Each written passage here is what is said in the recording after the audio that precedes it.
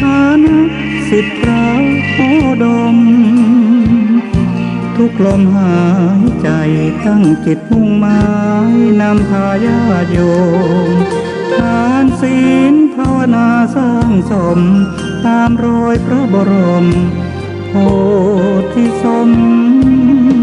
ภา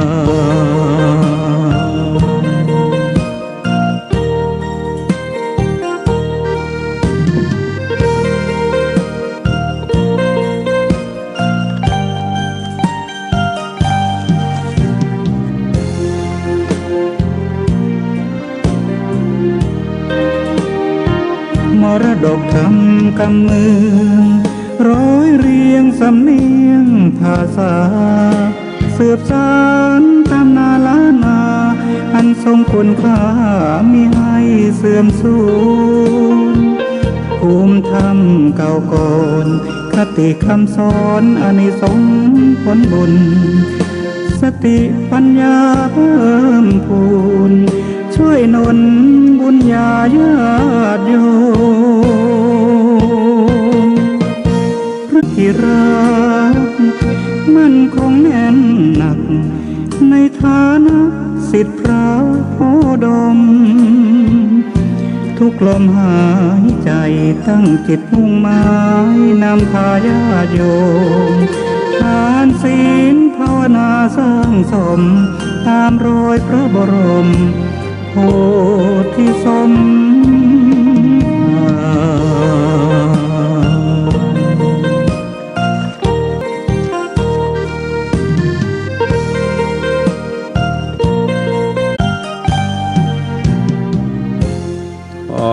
กราบนอบน้อมแด่พระรัตนตรัยอันมีพระพุทธเจ้าพระธรรมเจ้าขอถวายความเคารพแด่พระเถรานุเถระพระสังฆาธิการพระสงฆ์องค์วันนี้กระผมอาตมาภาพพระครูสังวรศิราภิริกาอำเภอสันปัตตองจังหวัดเชียงใหม่ได้มาพบปะกับคณะสัตยาธรรมครั้งหนึ่งในวันนี้ซึ่งเป็น2564ซึ่งก็ตรงกับขึ้นเก้าค่ำเดือน12เหนือของผู้อำนวยการพระครูอภิวัฒนบิกรมได้จัดขึ้นมาในช่วงฤดูกาลพรรษาเพื่อ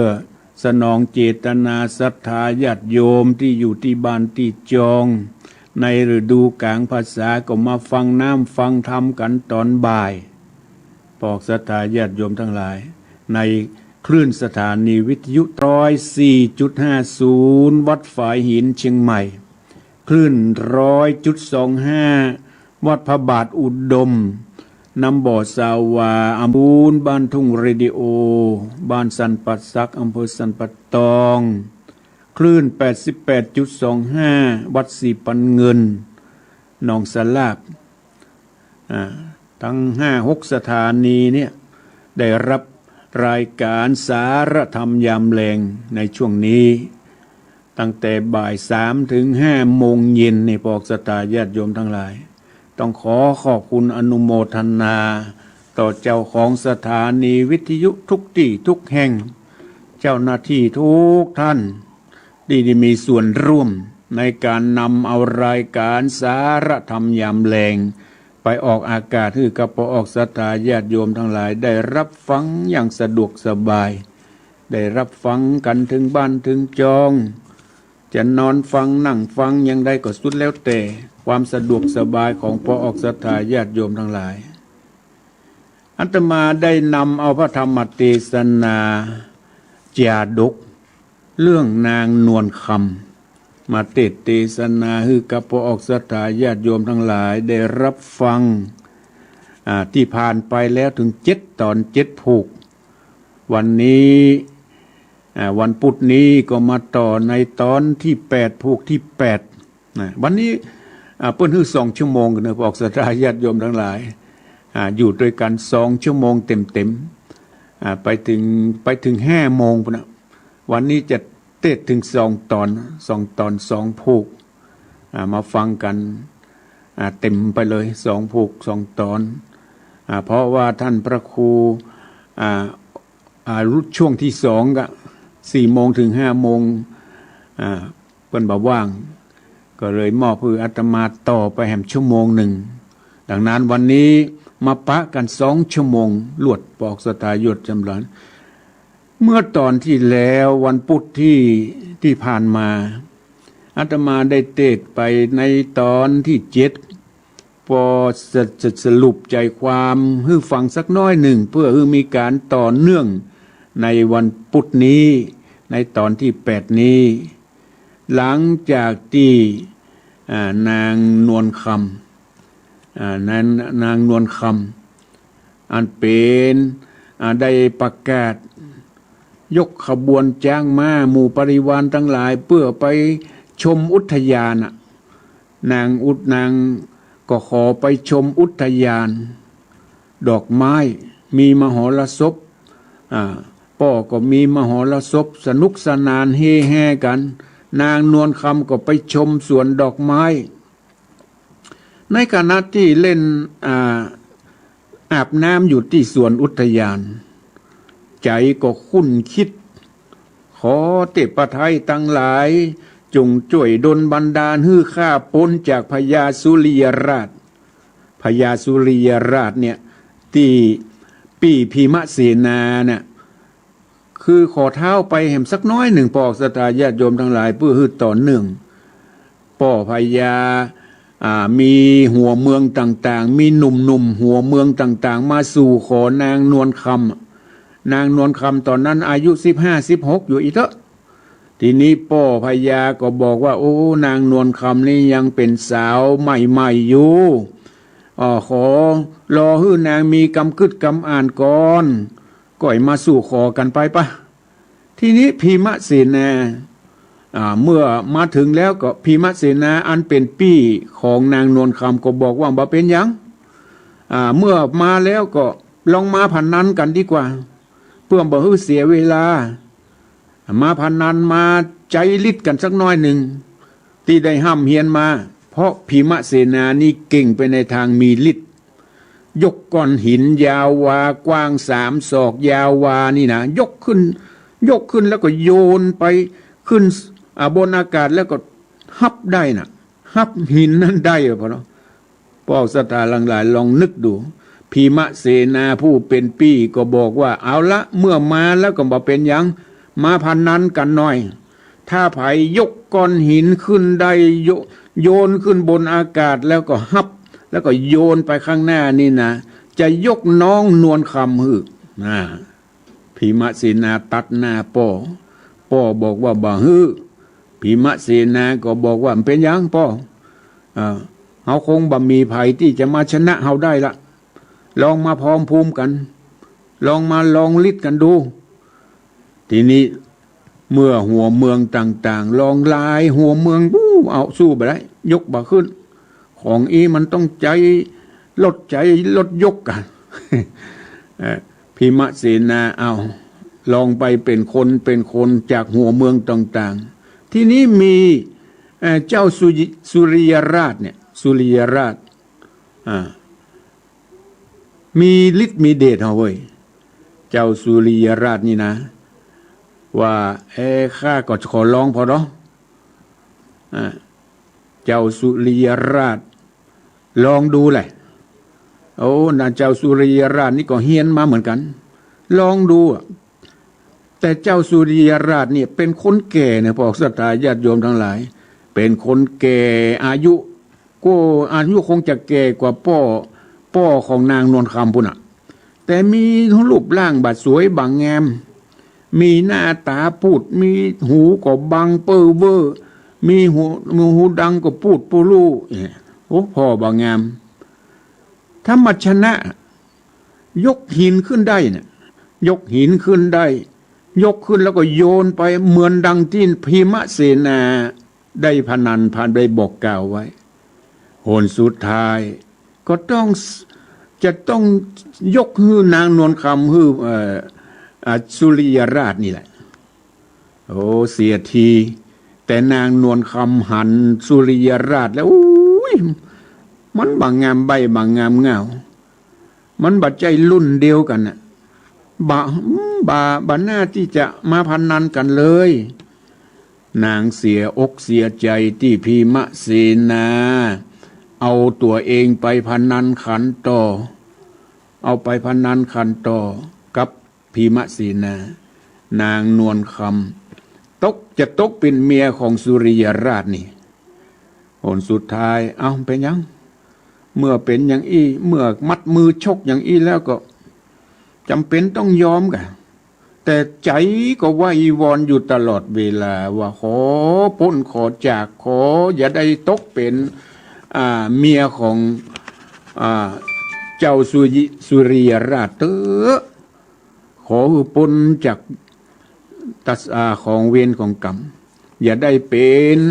เมียของสุริยราชเพราะว่ามันก็บางงามบัดใจรุ่นเดียวกันเนี่ยบัดใจรุ่นเดียวกันในคณะที่นางจะตกเป็นเมียของสุริยราชก็ไปแอวปากันไปแอวในป่าในดงไป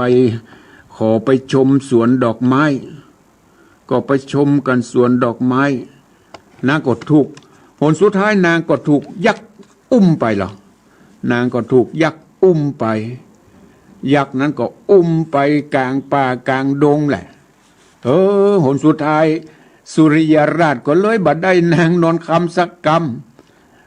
ว่าที่ว่าจะได้นางนวลคำเพราะนางนวลคำก็ไหว้วอนอาจจะเป็นบุตรเทวดามาช่วยก็มาหุเพื่อจะฮื้อพ้นจากเจ้าสุริยราชอันบดีบางงามหน้าตาบะสมประกอบและก็เป็นคนแก่ข้าวตัวเป็นคนบัดใจรุ่นเดียวกับตึงนางนวลคำคนหนึ่งเปิ้นงดงามเหมือนเทวบุตรเทวดาหอยคนหนึ่งหน้าขี้ริ้วขี้เลอายุก็แก่กลพอเท่าพอแก่อย่างเงี้ยบังเอิญมียักษ์มาอุ้มลักไปในขณะที่ชมสวนอุทยานยักษ์ตนนั้นก็อุ้มเอานางไปปูนไปอยู่ในป่าไปพักไปอิดหิวก็ลงไปพักอยู่ที่กลางป่ากลางป่านั้นทำไปใกล้ๆกับศาลาของพ่อพฤาษีพ่อพฤาษีได้ยินเสียงห้องโวยบายก็เลยออกมาพอมันเป็นเสียงไผ่ที่ไหนบ่เคยได้ยินก็เลยมาพอหันยักษ์เนี่ยยักษ์อุ้มนางมาปล่อยฮะนะยักษ์ตอนนั้นหันพ่อพฤาษีลอมแรมหายไปว่ากลัวพระฤาษีก็อย่างใดก็ไม่รู้ละนางนวลคำไว้พ่อพระฤาษีก็มาไต่ถามความเป็นไปเป็นมาเป็นว่ายักษ์ลักมายักษ์ก็หนีไปเห็นแล้วพ่อพระฤาษีก็เนรมิตสร้างศาลาให้เป็นที่อยู่พักพาอาศัยส่วนนางนวลคำก็ได้อุปถากหาหัวมันลูกไม้มาถวายพ่อพระฤาษีเป็นประจำถึงวันพระธรรมเทศนาเรื่องนางนวลคำผูกที่7ก็จบลงเพียงแค่นั้นพอออกศรัทธาญาติโยมทั้งหลายก็ขอมาฟังพระธรรมเทศนาเรื่องนางนวลคำผูกที่8เป็นลำดับต่อไปนะโมตัสสะภะคะวะโตอะระหะโตสัมมาสัมพุทธัสสะ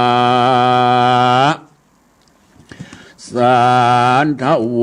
ดุราสัพพุริสะตั้งหลายตั้งยิ่งใจหนุ่มเท่าตีปากันเข้ามาตั้งอกตั้งใจฟังธรรม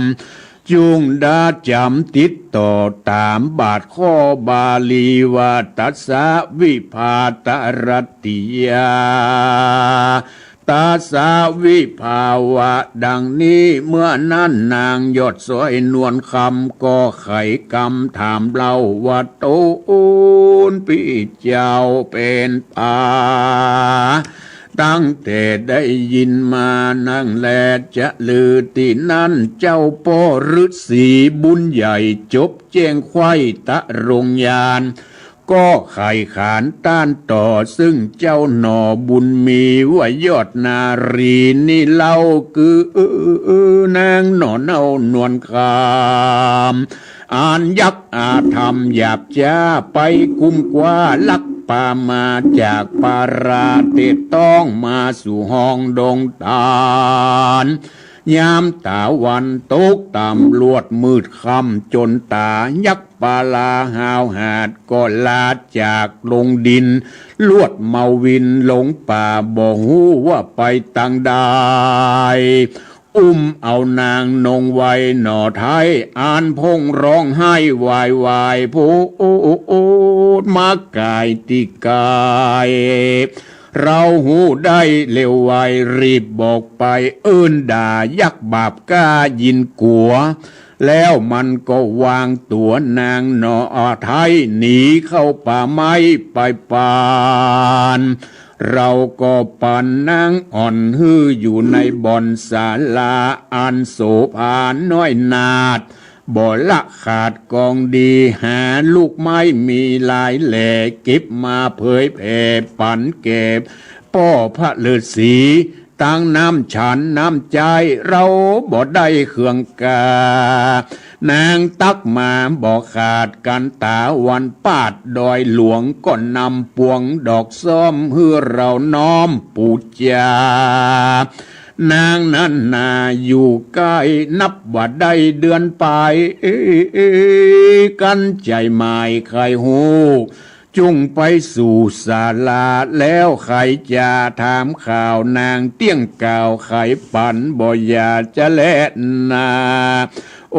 พระราชาหนุ่มเนาได้ยินคำเจ้าตะโรงยานมีใจบ้านบอกเก่าซึ่งไว้พ่อเจ้ารัสเสนบ3 ตี 3 ปอกแล้วก็ออกไกกาไปยังศาลาที่อยู่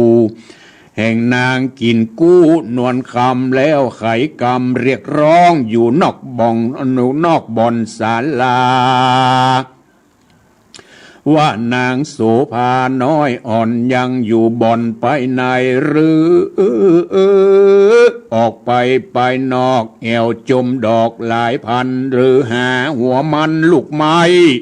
ที่จิ้มไก่อาสะลมที่ผารมไข่หูว่านางน้องอยู่เมืองใดมาโต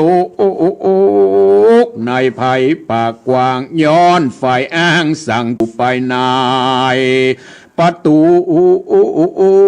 ก็ไขบอดได้ใส่เสไว้นานำได้ยินคำเรียกร้องอยู่นอกห้องหอดต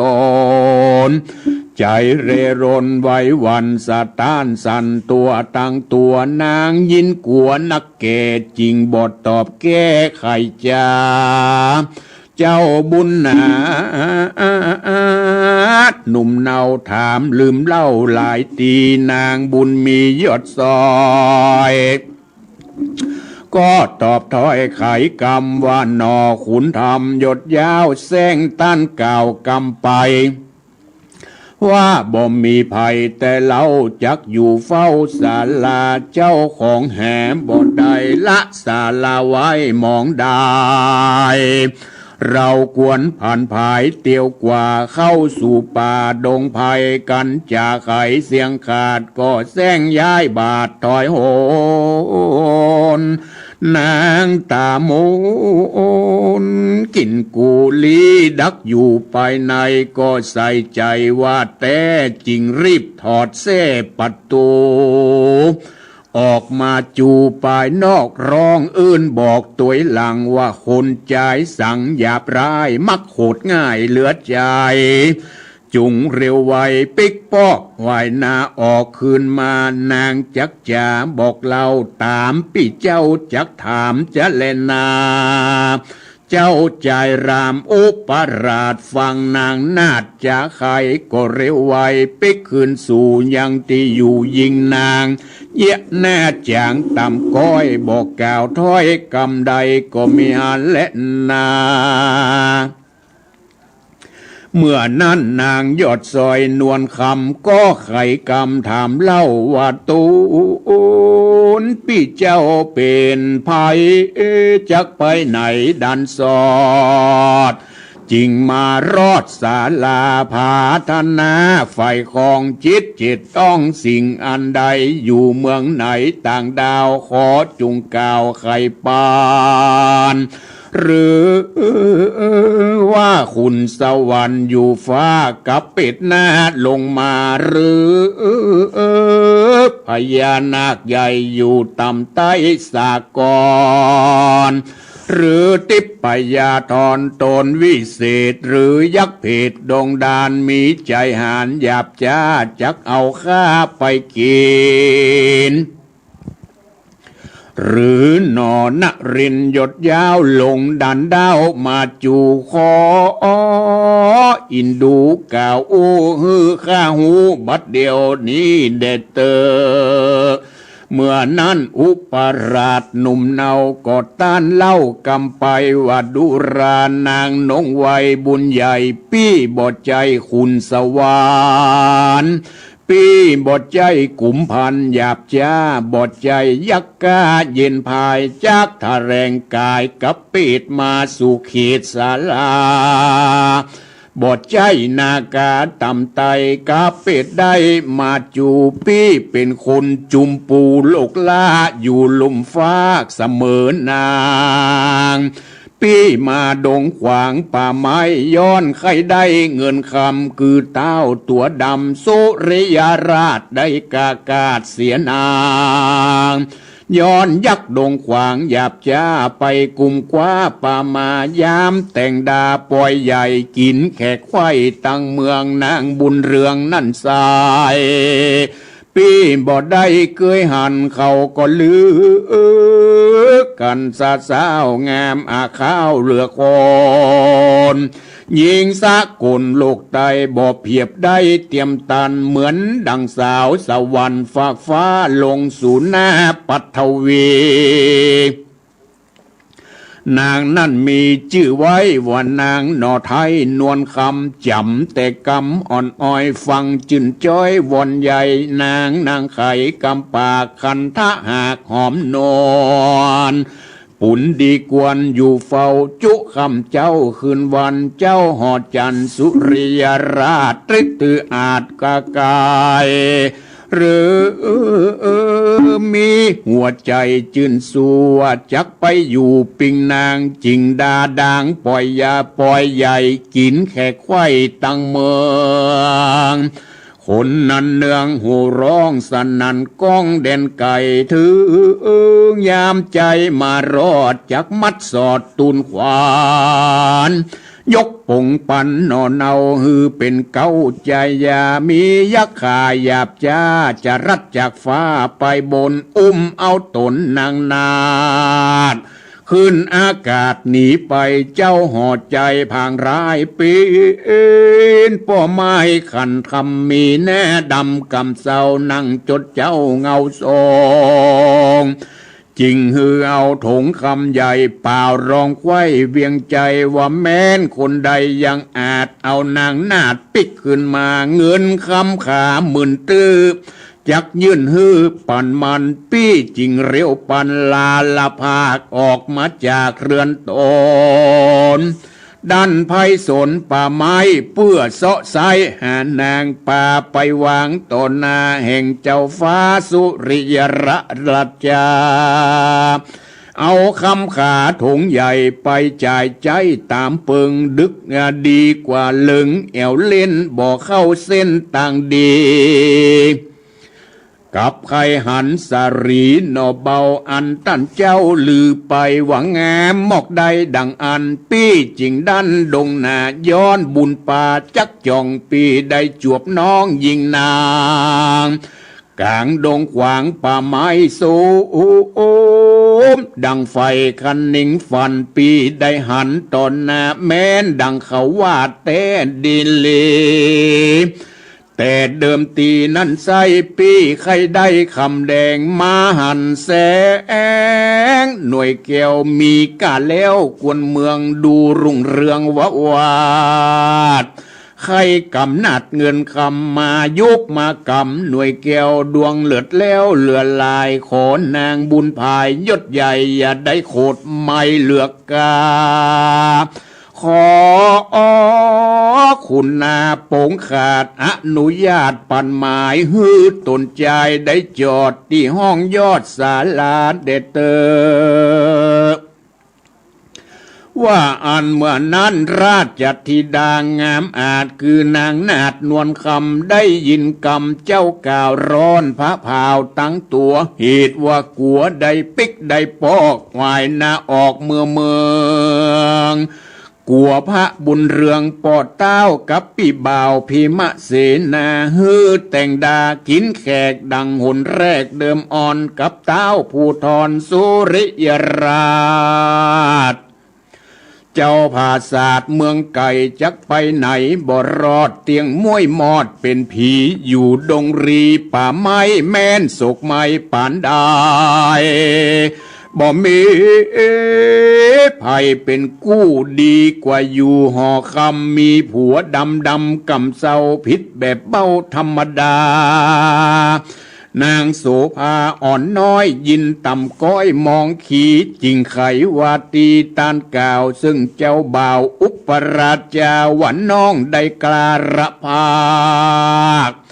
มาไกลจากปุรีได้ละหนีเว้นขาดจากเต้าสุริยราชฟันศูนย์แม่นเป็นบุญขาน้องได้จักจ่องปามา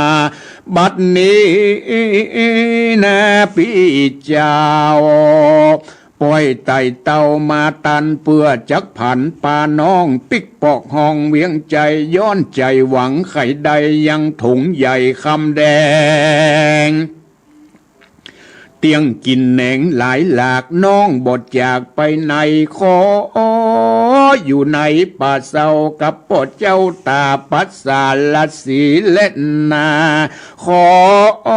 มาละนามวยม้างในป่ากว้างดงดำบ่อาจหมายจักใดยังถุงใหญ่คำขาปีนี้นาหยาบจ้าจักป่าข้าเมืองเปลือกคำเหลืองแตนกาดังจังมาตัวควา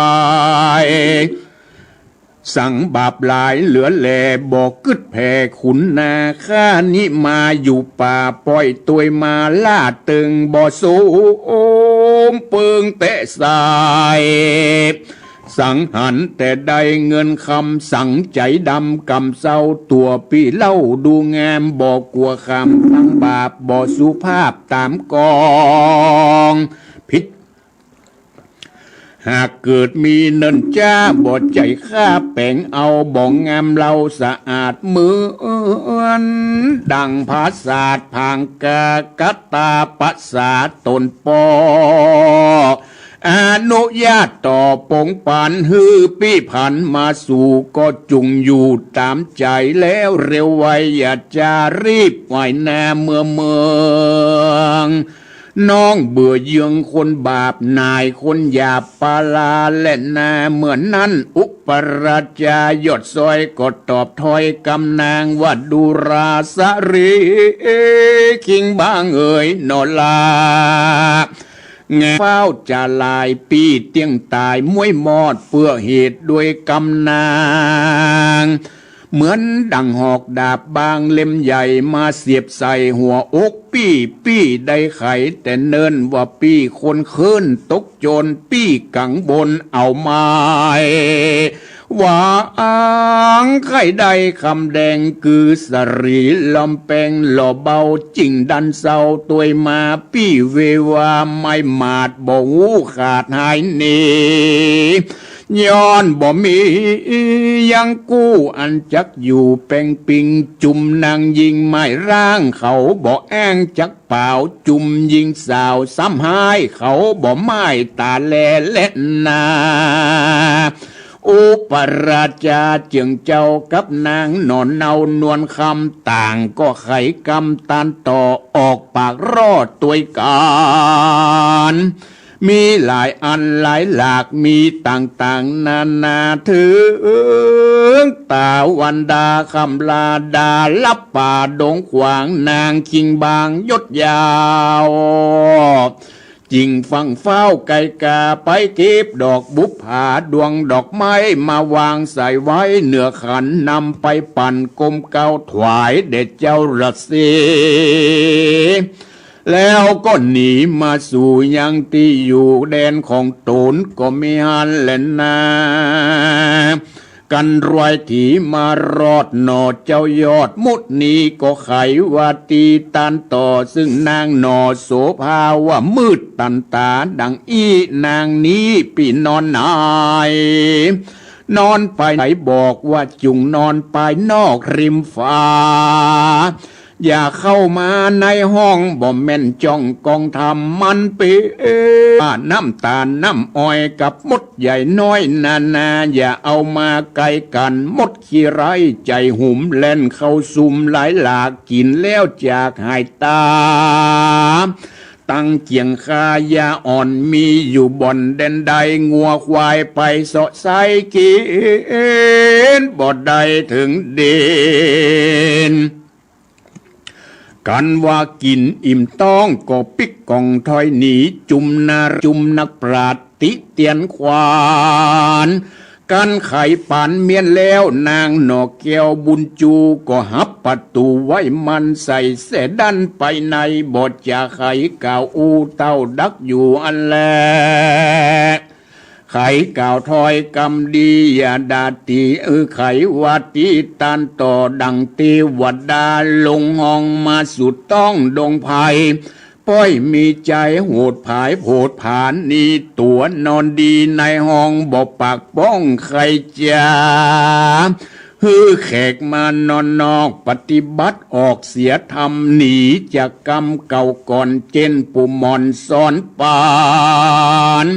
ว่ากันได้หันแขกแก้วมาเรือนแล้วจุงเรลนรับตอนโตนฮืดดีกินอิ่มแล้วนอนในปันสรีนงไวงามอาจซอยบทตอบถอยกำใดเต้านอนในดักอยู่บอกกล่าวอู้สักกรรมก็มีอันเลนนาอังดาลูกไม้ไข่ตั้งหัวมันลูกไม้ไปถวายเกศเจ้าพ่อรสี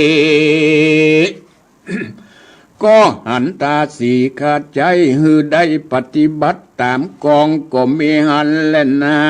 ก็มีด้วยพระการดังแก้วมานี้แหละนานิติตังขียาสังวันนาวิสิตจะห้องหิตนางนวลคำผูกทวนแปดก็บังคมสมฤทธิ์สดี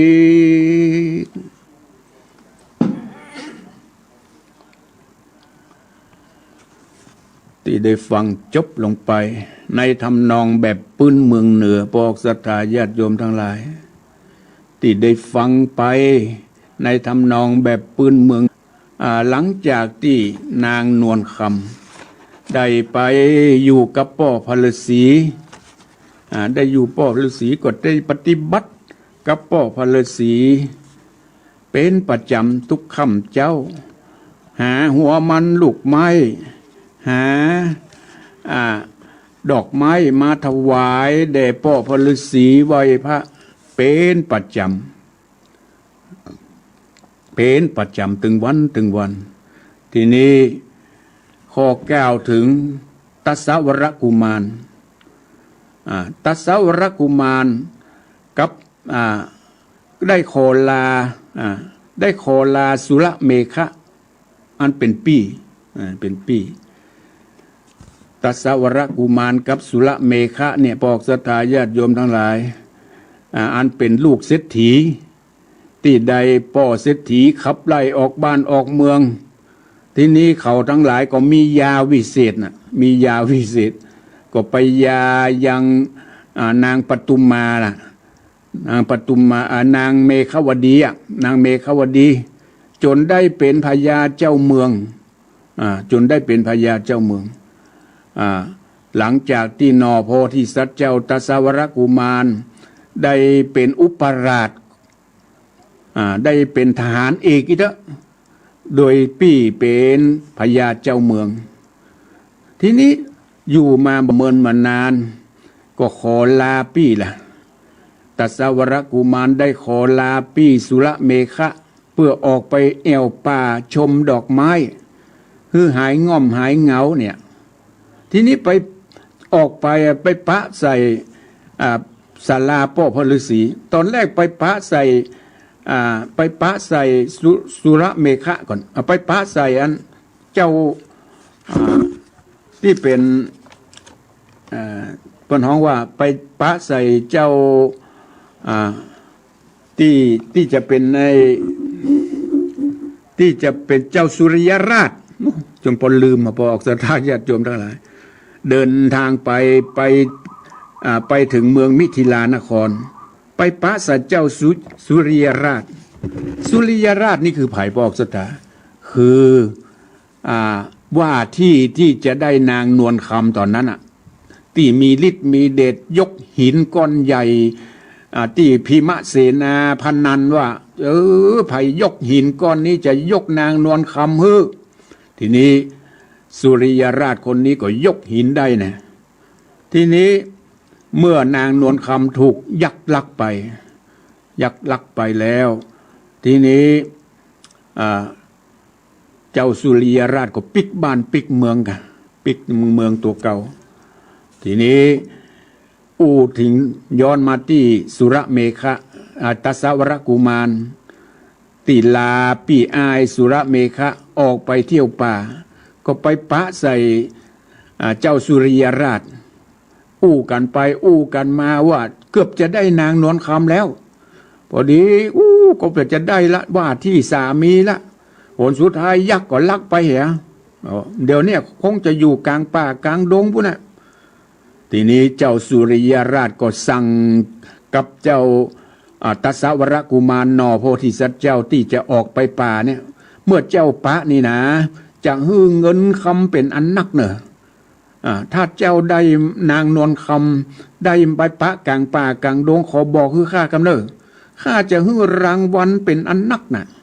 เจ้าสุริยราชสั่งไว้อย่างอีทีนี้เจ้าตัสสาวรกุมารนอโพธิสัตว์เจ้าก็เดินเข้าป่าเข้าดงไปเรื่อยๆก็ไปปะหลังจากที่จากเจ้าสุริยราชไปก็ไปปะใส่ได้หลายวันหลายคืนนี่เด้อก็ไปปะใส่ศาลาพ่อพระฤาษีได้หันพ่อพระฤาษีจนค่ำจนมืดพ่อพระฤาษีก็สั่งนอนนี่ก่อนไอ้หนุ่มนอนนี่ก่อนพักนี่ก่อนเฝ้าไปที่ไหนเตื้อหลังจากที่ตัสสาวรกุมารได้อยู่กับพ่อพระฤาษีพ่อพระฤาษีนี่ก็ได้เลี้ยงนางนวลคำไว้โลคนเดียวกันในปอกสตาบังเอิญตัสสาวรกุมารก็ไปอยู่กับพ่อพระฤาษีลุงเจ้ามานางนวลคำก็ได้ปฏิบัติตามปกติได้เอาหัวมันลูกไม้มาถวายพ่อพระฤาษีตั้งสองหันกันนะนางตัสสาวรกุมารนอโพธิสัตว์เจ้าก็มาหันใส่นางนวลคำอันเป็นต้องเนื้อต้องตาถูกอกถูกใจว่านางนี่สั่งมันงดงามเหมือนเทวบุตรเทวดาลงมาเกิดถามไปถามมาตามพ่อพระฤาษีนี่เป็นนางนวลคำเนอะนางนวลคำถูกยักษ์ลักมาเอามาปล่อยใกล้ๆกับศาลานี่แหละพ่อพระฤาษีก็แปลงศาลาไว้เป็นที่อยู่นางเจ้าตัสสาวรกุมารตกใจอันนี้กะนางนวลคำที่เจ้าสุริยราชสั่งมาถ้าได้นางมาจะเอารางวัลฮื้ออย่างดีอย่างงามเจ้าสุริยราชก็สั่งฮื้อเจ้าว่าจะฮื้อรางวัลผลสุดท้ายพอออกศรัทธาญาติโยมทั้งหลายนางก็ต้องเนื้อต้องตาระหว่างสองคนเพราะว่าสองคนนี่เคยทำบุญร่วมกันมาในภพก่อนชาติก่อนพอหันกันปุ๊บเนี่ยต้องเนื้อต้องตามีความถูกอกถูกใจซึ่งกันและกันมีความต้องเนื้อมีความถูกอกถูกใจพอหันกันปุ๊บหนึ่งถือว่า มีความปึงอกปึงใจซึ่งกันและกันระหว่างนางนวลคำกับเจ้าตสวรกุมารปอกสตาญาติโยมทั้งหลายเมื่อเจ้าตสวรกุมารได้หูได้หันได้คบกับนางนวลคำอย่างอีแล้วก็อยู่ด้วยกันพ่อพระฤาษีเปิ้นหูหรอกหูว่าระหว่างสองคนเนี่ยมีความต้องเนื้อต้องตัวมีการได้ทำบุญร่วมญาติทำบุญอาบน้ำร่วมขันกันมานี่หูวัตสกุมารเนี่ยเป็นผู้มีบุญญาบารมี และนางนวลคำก็เป็นผู้ที่มีบุญญาบารมีเหมือนกันได้ตามไต่ถามความเป็นไปเป็นมาพ่อพระฤาษีกับตสวรกุมารก็ได้อนุญาตให้ตสวรกุมารและนางนวลคำได้อยู่ร่วมกันได้อยู่เป็นกู้เป็นครองอู้จากันเป็นอันคุ้นเคยกันอู้จากันเมื่ออยู่ร่วมกันพอสมควรแล้วปอกสถาญาติโยมทั้งหลายก็ถือว่านางนวลคำกับตสวรกุมารเนี่ยคงจะเป็นคู่ครองกันในอนาคตข้างหน้าถึงจะนางไปอยู่ในศาลาเดียวกันนางก็ทำเล่นตัวนางฮือตสวรกุมารนอนนอกแล้วก็ฮือนางก็ไปหับประตูไปนอนข้างในถือว่าเป็นนับถือซึ่งกันและกันอย่างนี้เป็นต้นพระธรรมเทศนาภูกที่8ก็จบลงเพียงแค่นี้พอออกศรัทธาญาติโยมทั้งหลายภูกที่8ก็จบลงเพียงแค่นี้เรื่องราวจะเป็นอย่างใดนั้นก็ติดตามรับฟังในตอนที่9ในชั่วโมงที่2ในชั่วโมงที่2นะพอออกศรัทธาญาติโยมทั้งหลายเวลาที่เหลือนี้ช่วงแรกนี้ใครจะโทรมาอู้มาจ๋าเพราะว่าสถานีบางสถานีเปิ้นก็จะเปิ้นรับแค่บ่าย3ถึงบ่าย4นะอย่าง 89.50 นี่เปิ้นก็รับ1ชั่วโมงส่วนชั่วโมงที่2ก็มีหลายสถานีอยู่มีถึง 4-5 สถานีที่รับทั้ง2ชั่วโมงรวดบางสถานีก็รับ1ชั่วโมงอย่างนี้เป็นต้นดังนั้นในช่วงแรกนี้จะเปิดสายสักนิดสักหน่อยแล้วจะได้พักสัก4-5 นาทีแล้วจะกลับมาปะกันแหมในช่วงที่2ในตอนที่9ของนางนวลคำพอออกศรัทธาญาติโยมทั้งหลายใครที่จะแจ้งผลการรับฟังช่วงนี้081-289-8992ฟังอยู่ที่ไหนฟังกันอยู่ทางใดได้รับฟังหรือไม่ได้รับฟังชัดเจนหรือไม่081-289-8992นะบอกศรัทธามีว่างๆโทรมาอู้มาจากันพ่องเน้อเจริญปอนจ้าท่านพระครูโอ้ฝนตกก็ไม่หลวงวันนี้ตกมันยันจ้าแล้ววันนี้มันมาตกแล้วเจ้ามาห่วยมาเจ้าเมื่อไงก็ตกแล้วก็มาโอ้ตกบ่อยจ้ามันเด็กก็มืดแดดละอันนี้กำลังมืดครึ้มๆแหมะอ๋อแดดแล้วแมลงเนี่ยทางพุ่นแดดกะเจ้าฟังชัดเจนดีเนาะจ้าชัดเจนเจ้าฟังของสบายดีสบายดีเจ้าขอบคุณพ่อหลวงเน้อเอามาแม่หลวงเน้อเจ้ากราบไหว้เจ้าบุญรักษาอยู่ดีมีสุขเจริญปอนกราบไหว้ครับท่านพระครูพ่อน้อยบุญปันครับผมฟังชัดเจนดีเนาะสะใจ2 ชั่วโมงวันนี้ฟังเต็มที่เน้อครับผมเดี๋ยวฟังตอนต่อไปบุญทลาเนาะเพราะบุญทลาแท้ๆละบุญทลากะเกิดจัดใดก็ต้องปะกันเดี๋ยวนี้บุญทลาแน่นอนนะทำบุญร่วมกันมาได้หยาดน้ำร่วมกันมาวันว่าอันนี้แหละครับผมวันนี้สะใจแท้ๆวันนี้ดีแล้วนะพอบุญปันวันนั้นไปนอนจันทร์ไป42เมืองขอหาท่านพระครูมาเพิ่นจะบอกว่าไม่ได้ไปมีติดธุระหน่อยก็เลยไม่ได้ไปวันหน้าวันตาวันเลยกราบท่านสักครั้งท่านพระครูอภิวัตรเพิ่นก็บอกขึ้นแล้วนะว่านิมนต์ไปร่วมกับเน้อพอดีมีธุระหน่อย ครับผม เลยมาโอกาสหน้ามีอยู่กับป้าน้อย ครับผมครับผมกลับไปสาขา ถ้ากาย มีโอกาส กายไปทางปุ้นจะไปแอลเนอร์ ครับผม บุญรักษาอยู่ดีมีสุขพลน้อยบุญปันพลน้อยบุญปันมโนครบ้านเสาหินวะเพิ่นอยู่เมืองฝางปุ้นปอกสตาญาติโยมทั้งหลายได้ฟังแล้วได้สาระได้ประโยชน์อันเกิดจากการฟังธรรมแล้วน้อมนำไปประพฤติปฏิบัติเจริญปอน ไปสาขาครับ โอ้ที่เปียงป่าเป้าฟังชัดเจนดีเนาะ ก็เป็นเนี่ยหรอ ชัดเจนดีกะฟังจาก104นะอย่า ฮะ พ่อวินฟังจาก104อย่า ไม่ละ104แล้วกัน 104เสาเหวัดฝ่ายหินดังไปแถวเมืองป่าเป้าพุ่นเนาะ ครับครับ อ๋อขอบคุณเนอะพ่อวินเนอะบุญรักษาอยู่อยู่ดีมีสุขเนอะ ครับ บุญรักษาเจริญปอน เจ้าแบบไว้สาเจ้าท่านพระครู โอ้ แม่สุกี้เราสีละพร เกี่ยว เกี่ยว ศิ มาห้อง ลา ละ พ ปุ่น ร เด้ เสือ อ บ้านห้องฟังชัดเจน เจ้าฟังชัดเจนขึ้น89นี่มันได้ฟังตอนเดียวเจ้า แม่นละเพิ่นจะปิดละเดี๋ยวเดี๋ยว4 โมงนี่เพิ่นจะมีรายการพิเศษของเพิ่น อันห้อยจองฟ้าข้ามมันมันได้เงินเตื้อนะเจ้า แล้วจะได้ฟังที่ไหนต่อน่ะ ได้ฟังตอนเดียวตอน3 โมงมาหา4 โมงนี่สัปดาห์ บะหมี่ที่ไหนล่ะกะ เจ้าติดตามท่านพระครูอยู่นะ เปิ เจ้า ด กลับไว้สาธุ แต่ เจ้า เรา นะ เด็กขอบคุณเนอะไม่สุแก้วนั่นละอาตมาว่าแล้วตั้งโซนใต้ๆเนี่ย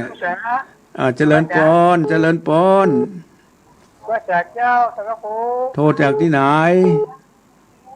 แม่บุพักทุกท่านเนอะ แม่บัวพัดตุ้งซ่านนี่อยู่ไหนก็ตุ้งซ่านเนี่ย ทุกท่านแม่ศูนย์เจ้า แม่ศูนย์แม่ศูนย์ฝางฟังชัดเจนดีเนอกฝางเจ้าฟังชัดเจนเจ้า เดี๋ยวฟังต่อหามกำเนอะ เจ้าด้วยนั้น พวกที่เก้านี่จะเข้มข้นหน่อยเนอะเพิ่นจะสอนลูกสอนหลาน ว่าจากเจ้า ขอบคุณเนอะโทรมาจากตุ้งซ่านบุญรักษาเจริญปอนเจริญปอน ว่าจากเจ้า โทรมาจากไหน จากอันบ้านนั่นแหละอำเภอแม่อายเจ้า โอ้แม่อายก็ฟังชัดเจนดีโอ้แม่อายนี่อยู่ตั้งใดอำเภอแม่อายเนี่ยฮะบ้านอย่างก็บ้านอย่างก็ เจ้า บ้านอย่างก็ บ้านนั่นแหละเจ้า แม่แหลงอยู่เหนืออำเภอเพิ่นกะ เจ้าออกบ้านนั่นแหละมันอำเภอแม่อายเจ้า ก็น่ากะอยู่เหนืออำเภอแม่อายเพิ่นกะ วันนี้เจ้าอันเทพติดกันนะเจ้าใกล้ๆกันนะเจ้า ใกล้ๆกับอำเภอฮะเนาะ เจ้า โอ้ฟังชัดเจนที่แม่อายขอบคุณเนอะ ฟังฝืนดงเจ้า ดีละขอบคุณโชคดีเจริญปอน บุญรักษาเจริญปอน ไปสาขาเป็นพระครู โทรมาจากไหน จากให้ลูกค้าขัดแปง แม่ปูขาเจ้าเก่าเจ้าเดิมเนาะ ครับผม เคยฟังตลอดฟังชัดเจนดีเนาะวันนี้เนาะ มันชัดเจนเลยครับ ดีละฮะอันยังก็ฮะ สันนิวาสเนาะแต่ว่าพระอะไรนะ อันยังก็ บุเพสันนิวาสเนาะ นั่นแหละบุพเพสันนิวาสเป็นเนื้อนาบุญซึ่งกันและกัน อยู่ที่ไหนก็ได้มาปะกันอยู่ เป็นเนื้อนาบุญ เป็นเจ้ากรรมนายเวรซึ่งกันและกัน ขอบคุณเนอะ เข้มข้นนะ เขาฟังต่อไปเนอะต่อไปก็จะมีเข้มข้นหน่อยพวกที่เก่านี้ฟังไปเนอะอาตมาขอยุติขอพักกรรมเนอะขอพักกรรมเดี๋ยวภายที่ยังไม่ได้โทรมาโทรตอนสุดท้ายหลังจากจบพวกที่เก่ามาฟังกันต่อแถมครั้งหนึ่งนะบอกศรัทธาญาติโยมทั้งหลาย ช่วงนี้ฟังเพลงขั้นรายการสักน้อยหนึ่งแล้วจะได้กินน้ำกินท่าสักพักหนึ่งแล้วก็จะได้ปะกันนำกำนะเนอะบอกศรัทธาญาติโยมทั้งหลาย คติคำสอนอานิสงส์ผลบุญสติปัญญาเพิ่มพูนช่วยหนุนบุญญาญาติโยมพระครูสังวรศีลัง ที่รักมันคงแน่นหนัก มาจากไหน ในฐานะศิษย์พระโพดม บ้านไหน ทุกลมหายใจตั้งจิตมุ่งหมายนำพาญาโย แม่อย่างก็ ทานศีลภาวนาสร้างสม ตามรอยพระบรมโพธิสมภาร ผู้คิดสิงหาแข็งแรงอายุมั่นขวัญยืนอยู่ดีมีสุขนั่นแหละผู้สันนิวัตอยู่ที่ไหนก็ยังปะกันอยู่เนาะอากาศได้มาพบมาม ปะ รดกธรรมกำเนิดร้อยเรียงสำเนียงภาษาสืบสานตำนานล้านนาอันทรงคุณค่ามีให้เสื่อมสูญภูมิธรรมเก่าก่อนคติคำสอนอานิสงส์ผลบุญ สติปัญญาเพิ่มพูนช่วยหนุนบุญญาญาติโยมพระครูสังวรศีลางที่รักมันคงแน่นหนัก ในฐานะศิษย์พระโพดม ทุกลมหายใจตั้งจิตมุ่งหมายนำพาญาติโยมทานศีลภาวนาสร้างสม ตามรอยพระบรมโพธิสมภาร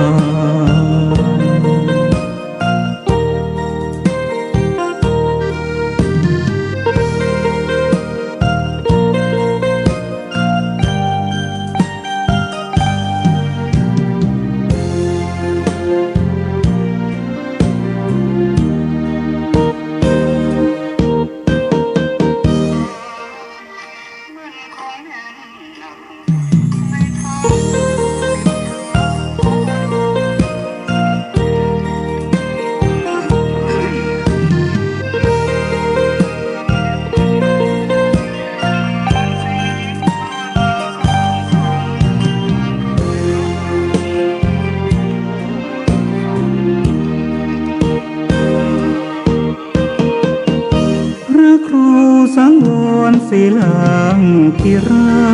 กญาติโยมรู้จัก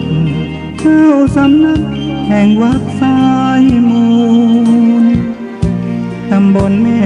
กำสันป่าตองถิ่นเนื้อนาบุญญาติธรรมเชียงใหม่ลำพูน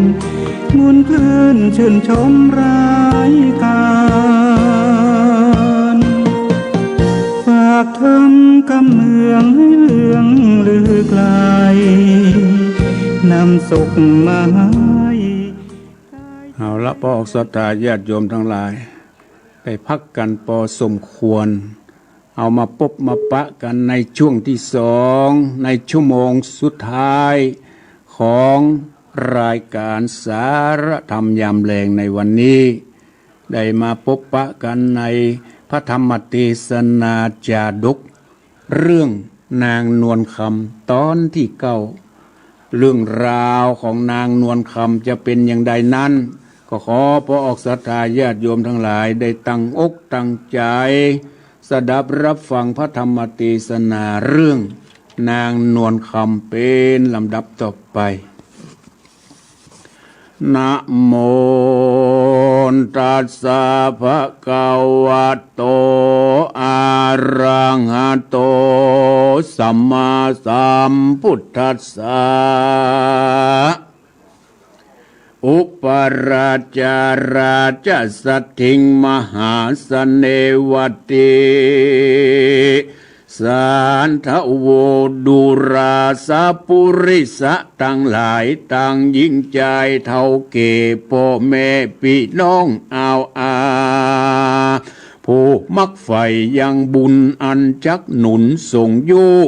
ได้อยู่เจยบานจริงละการน้อยใหญ่มีพร้อมไขว้นานาป ปากันมาแต่เจ้านั่งอยู่เฝ้าฟังธรรมจุงดาจำติดต่อตามบาทข้อบาลี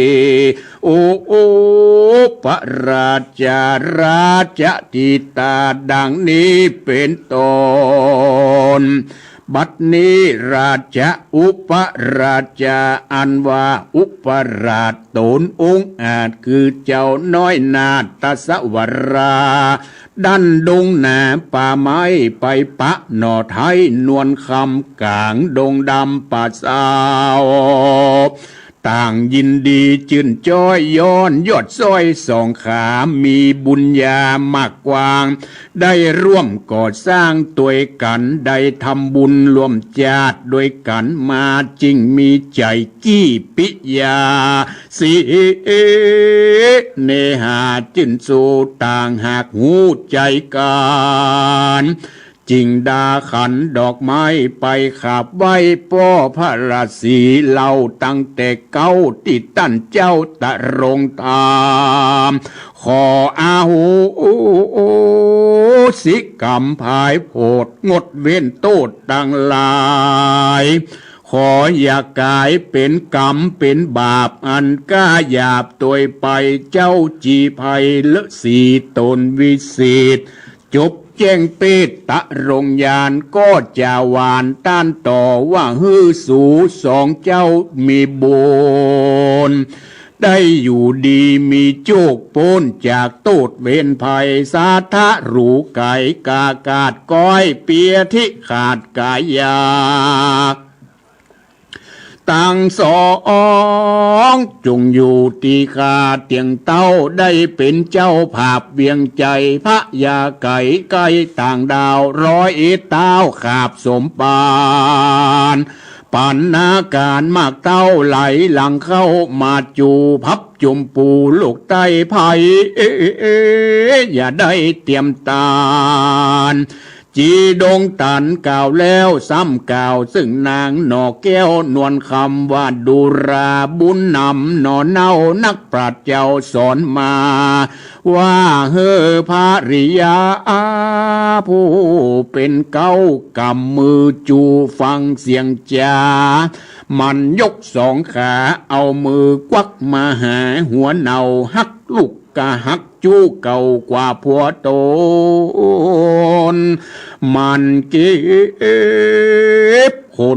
นออกบานมันต้านกำวานได้หานเรือหมูจมปูสามคนอย่าเววนขี้ค้านจมล้านสามหัวมีตัวในต้องมันย่องมายาตัดมาลาต่างห้านุ่งผ้าผืนเดียวจุ่มยิงเตียวลูกใต้การปฏิบัติได้ตามกองบ่มัวมองมนเศร้าจูคำเจ้าจากสุขเจยบานสุขสำราญบ่ขาดการกากาดจากเมืองคอนย่อมเอาตัวไปเกิดที่พระเสด็จคงสวรรค์ขอสรีสุพรรณนอไทยจำจื่อไว้คะนิ่งในป้อจักไข่หูกำมือจู้ฟังเสียงจ้ามีอัฐาเตื่อมแทงสว่างแจ้งหันใจว่าจุมยิงในโลกใต้แม้นอยากไรเครื่องขีหรือเป็นดีมั่งเต้าอย่าละลิดเก่าเดิมมาการนาน้อยใหญ่เอาใจใส่ปัดปัวตั้งเครื่องครัวของใจเก็บเมียดไว้ดูดีมันคัดมันสีซักล้างอย่าละขว้างเปปางขี้ไข่ทางถ้วยจอนขี้มินค้อนอาโหโอไหจุงอดใจคัดออกงามตึงนอกตึงในคนไก่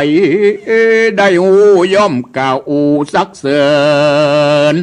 จักจำเริญมั่งเต้าบ่มนเศร้าเครื่องกามันยกสองขาเอามือกวักมาหาหัวเนาเป็นกำบักเก่าสอนมาพระริยาจุผู้ได้สอดหูการตัว การตอกอาการต่อหูกคอหันฝ่ายอย่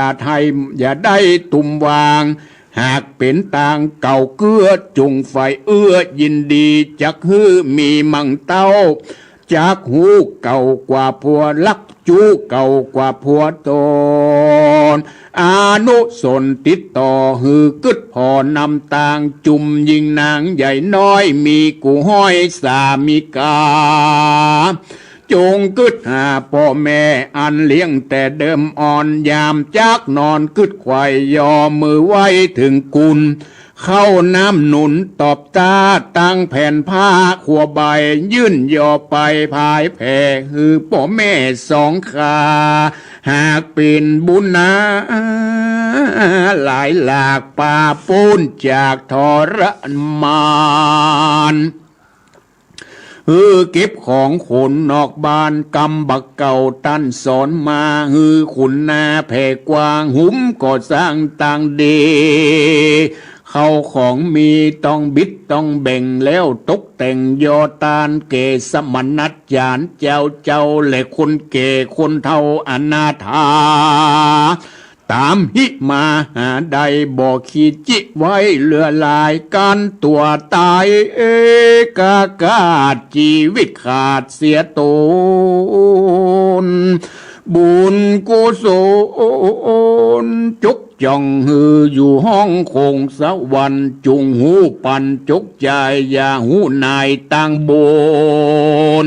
บุญจักหนุนช่วยกำฮือเสียงซ้ำเครื่องขี่สวัสดีจุดานฮือมันต้านกำหวาน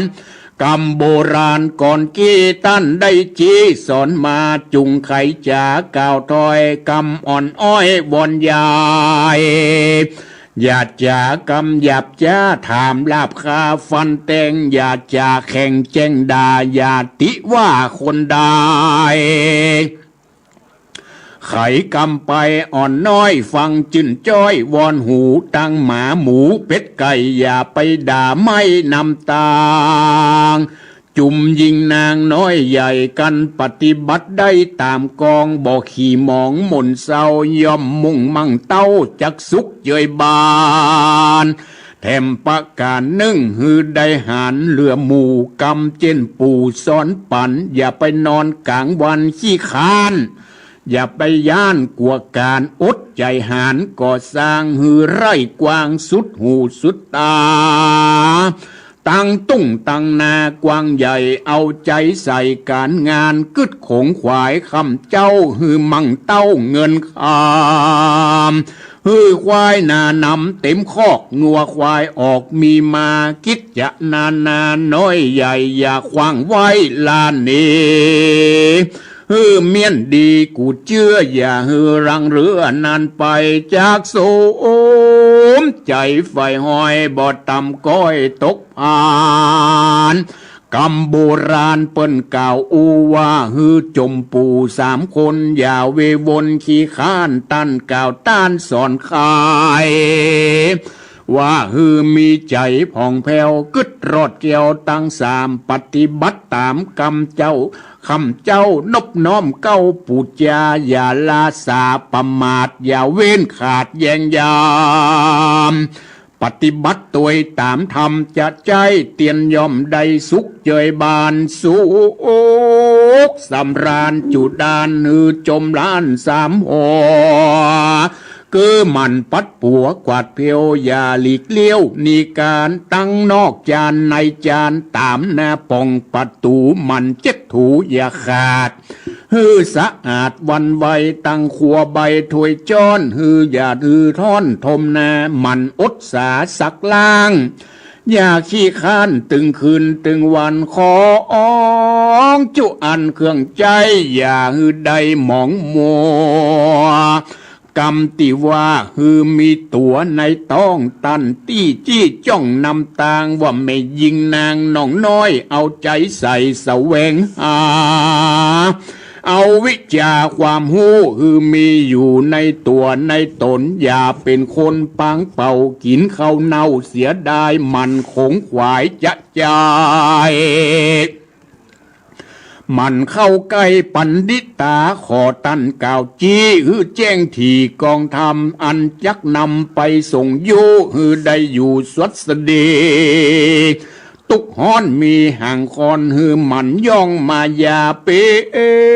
นอุปมาสอนบอกแจ้งนอกหันนายว่ามีใจอ่อนก้อมเคารพนบน้อมยำแยงยังผัวแปงพ่อแม่ตั้งเท่าเกตานายมีเงินขามคำลายมาจ้างอย่าได้อ้างยอตัวอย่ามัวเมายศใหญ่หูขับไว้วันตาตัดมาลาตั้งหาท่านบอกว่าสอนไขมีศีล5 เส้นอย่าได้หลีกเว้นตั้งตำเป็นดอกคำกามากเป็นเครื่องผัดดับผัดดาแล้วหากงามดีมีกุลหลายลามล้นบ่น้อยดีกว่าสังวานซ้อยนาอันศีลเจียงคานนินา 5 เส้นป่าเว้นจากอบายอันเป็นสร้อยคำลายน้อยใหญ่มุกดาใส่ดูดีสร้อยมือมีหมักล้นบ่ปาปุ้นอบายยามตนตายตอดไว้บ่หอนได้ตัวปายโจรจังไรใจหยาบยอมรบภาพเอาหนีส่วนศีล5ดีหลีสะอาดยามกากาดมรณาย่อมจักปาส่งโยไปสู่สวงสวรรค์ไปบอนบ่ตกจนคำจ้านุ่งผ้าผืนเดียวกำสอนเหลียวดันสอดกึดลอดหันลายต้านต่างหลายหากหมายหูว่าคงจินจูยินดีกับสามีร่วมข้างอย่าได้ไฟอ้างใจได้จงมีใจรักขอดแต่เจ้ายอดสามีกาตาปะสาอันเป็นปอพระฤาษีตนวิเศษได้สั่งสอนนางน้อยเนตรบุญนำคือนางนวลคำหนอไทยหูไข้กองตางแล้วก็ปงวางนางนาดแก่อุปราชบุญมีแล้วไขวาตีปัญโจกตานหนโลกโบราณกันเจ้าตะรงยานกล่าวแล้ว2 หน่อแก้วบุญนาก็ปากันลาคืนสู่ยังที่อยู่แดนโตนก็เมียนและนาตาโตปะรังแรกแต่นั้นไปนา2 หน่อลาบุญนาก็รุมราอยู่เฝ้าปฏิบัติเจ้าปอพระฤาษีดังเคยมีมาแต่ก่อนบ่ผ่อนสักอันคือหาหัวมันลูกไม้ตั้งน้ำใจและน้ำกินเป็นอาจินคำเจ้าตั้นเจ้าได้สุขเจยบานบ่ปอนานแต่สายเจ้าหน่อไทยต่าง2ก็มีใจปองใครกว่าปิกไหวนาเมืองนางบุญเรืองหนอนเอาก็ลาเจ้าปอพระฤาษีแล้วก็ปากันหนีปิกขึ้นสู่ยังที่อยู่เวียงใจก็มีอันและนาตามมาทางพระกาเซนโตศรัทธาศรัทธาอันว่าสัพปัญญูยศซอยหันบาทถอยบาลีบทหลังมีไปแจงพระจิงแสงเตสนาวาติจนามหาวันเนวจิตวาดังนี้เป็นต้นภิกขเวดุราภิกขุตั้งหลายส่วน2บุญภายนอนเอาคือว่าเจ้าตัสสวรากับสาลีโสภางามอาจคือนางน้อยนาดนวลคำอยู่ดงดำป่าเศร้ากับท่านเจ้ารัศสีบทถึงปีขวบไฟก็กึดไฟคันนิงหายังปาราแห่งห้องโคงเขตต้องเมืองตนเป็นกังบนไม่มาดบ่รู้ขาดบางเบา2 คิงเหล่ายศใหญ่ ก็ไปไหวตาปัสสาละสีไขขียากาอูฮือตันหูตามมีแล้วก็กราบลาหนีลาละภาคออกไปจากดงไพรเจ้าสินใสตนจบจอดจริงจักตอดเล็งยานพออนาคตการไปนาหันหนอลาสองสรีจักไปเป็นดียดยาวจริงตั้นก่าวกำไปแม่นสายใจลูกตาจักปอกเต้าเข้าปุรีปอก็ยินดีปงขาดอนุญาตวางไปจุงตามใจไฟอ้างปอก็บดจ้างเคขากันตาภาษาปอฤาษีกล่าวแล้วสองนอกแก้วบุญนำก็ยอมมือตำต่างกาวไว้ซึ่งเจ้าฤาษีแล้วลาหนีปิกขึ้นสู่ยังที่อยู่ศาลาถึงวันมาพุ่งเจ้าสองหน่อเนารอมแปงก็แต่งแปงขันดอกแล้วก็ปอกไปปานเกยยังขันดอกไม้เกศเจ้าปอฤาษีละสีขอเจียงจีพายโผดงดเว้นโตดนาว่าข้าเดชตาปัสสาปอดเจ้าแม่นข้าลูกเต่าตั้งสองได้พิษกองเก่าก่อนบ่แม่นจ้องกองทามขออย่าได้เป็นกรรมหยาบร้ายติดตอบสายตัวไปขอโมดใส่เป็นปล่อยข้าน้อยไปดีขอเจียงจีปอดเจ้าอย่ามนเศร้ามองผ่านอยู่สุขสำราญอย่าขาดจุมผาญาตินาอย่าได้มาถูกมาตองในแห่งห้องอินทรีสัตว์ดงรีถอยไรอย่ามาได้มาเบียดมาเบียนฮืออยู่สุขสะเทียนคำเจ้าอยู่เตียงเต้าตีขานเด็ดเตอที่นั่นเจ้าฤาษีตนวิเศษจบแจงเปตตะรงธรรมก็ไขกรรมตันต่อซึ่งสองหน่อบุญนาว่ากำปาลาน้อยใหญ่บ่หอนได้หันมีแม่นสองสรีลูกเต่าจักปิกปอกเข้าเวียงใจสมใจฝ่ายอ่างได้นั่งจ้างตะรงเมืองติดยะเรืองยศใหญ่คนลือควายจุมปูสัทธารู้ใจหยาบอย่ามาผ่าปราวีจุงไปดีมีโชคหายตุกโศกมันภัยเจ้าสินใสยอดซอยใจฝ่ายหอยขุนนาจิงยกมือขวาสุดศอกแล้วจี้บอกต่างไปว่ากันสายใจตั้งกูจักปอกสู่เมืองขวางจุงไปต่างสื่อแน่อดดันป่าไพศาลอย่าเตียววกบนยกย้ายไปตั้งซ้ายหรือไปตั้งขวาแม่นมีดอยผาสูงใหญ่จุงลัดขึ้นไต่ไปบ่อน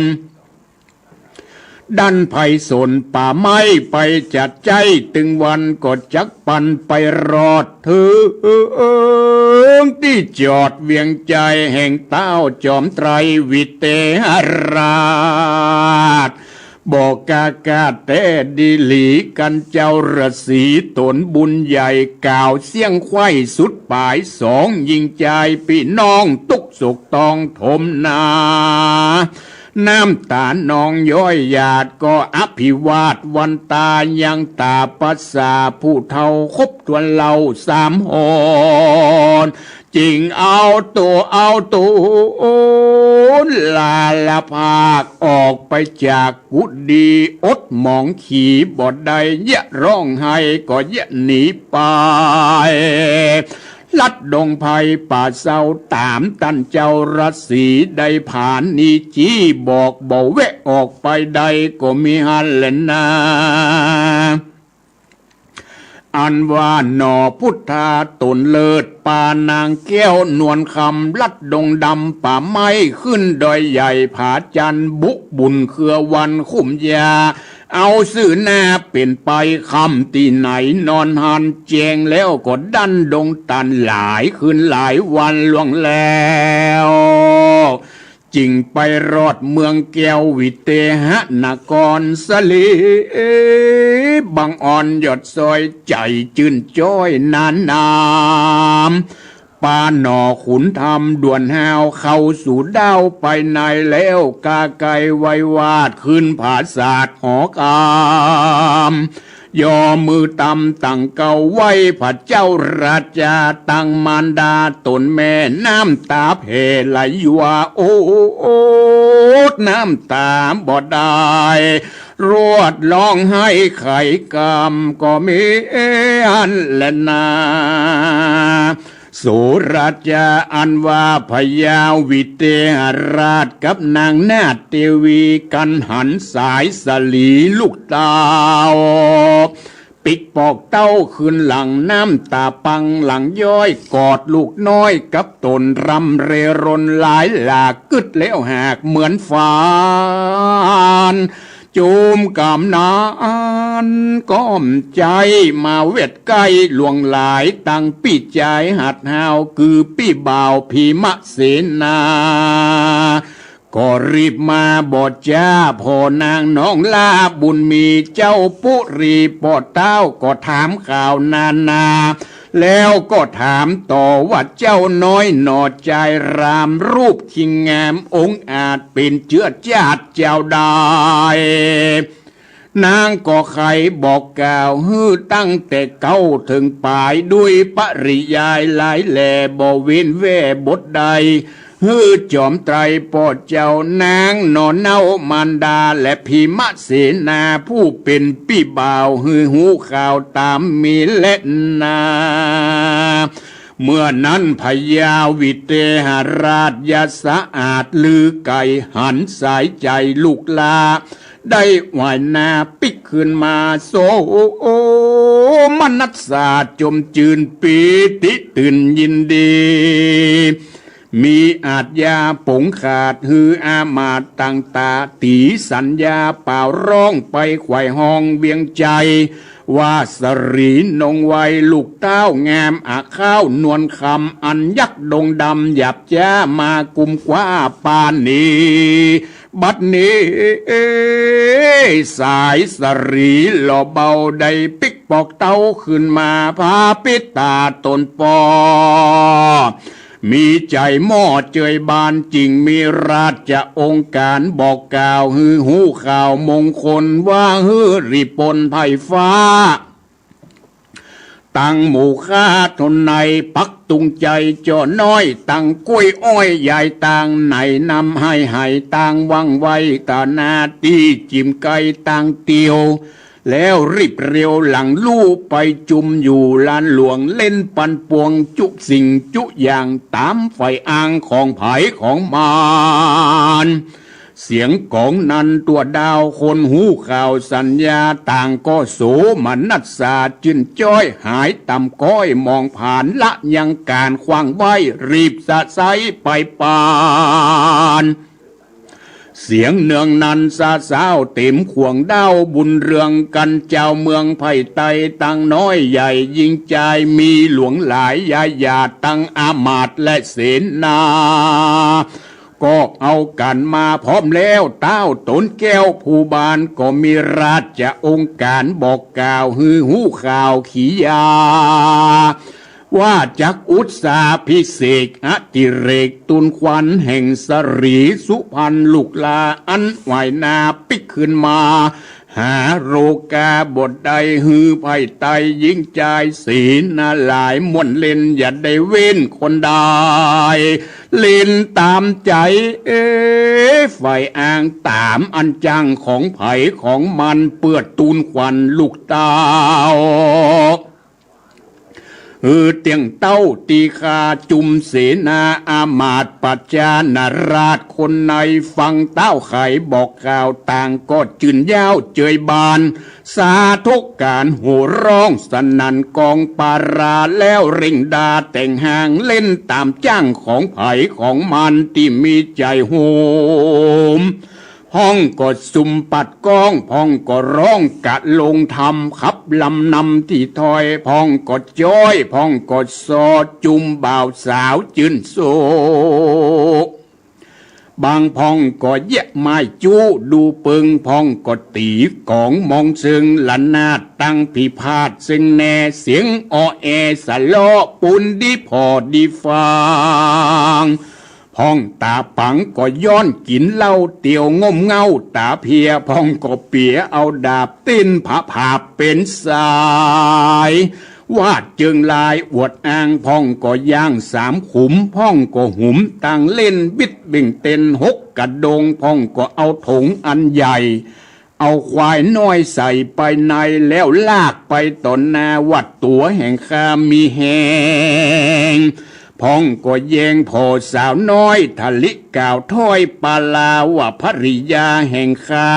มันเหมือนดังยาผีพายมาปุ่นดีอายเปื้อนป้องแม่นได้น้องสาวจี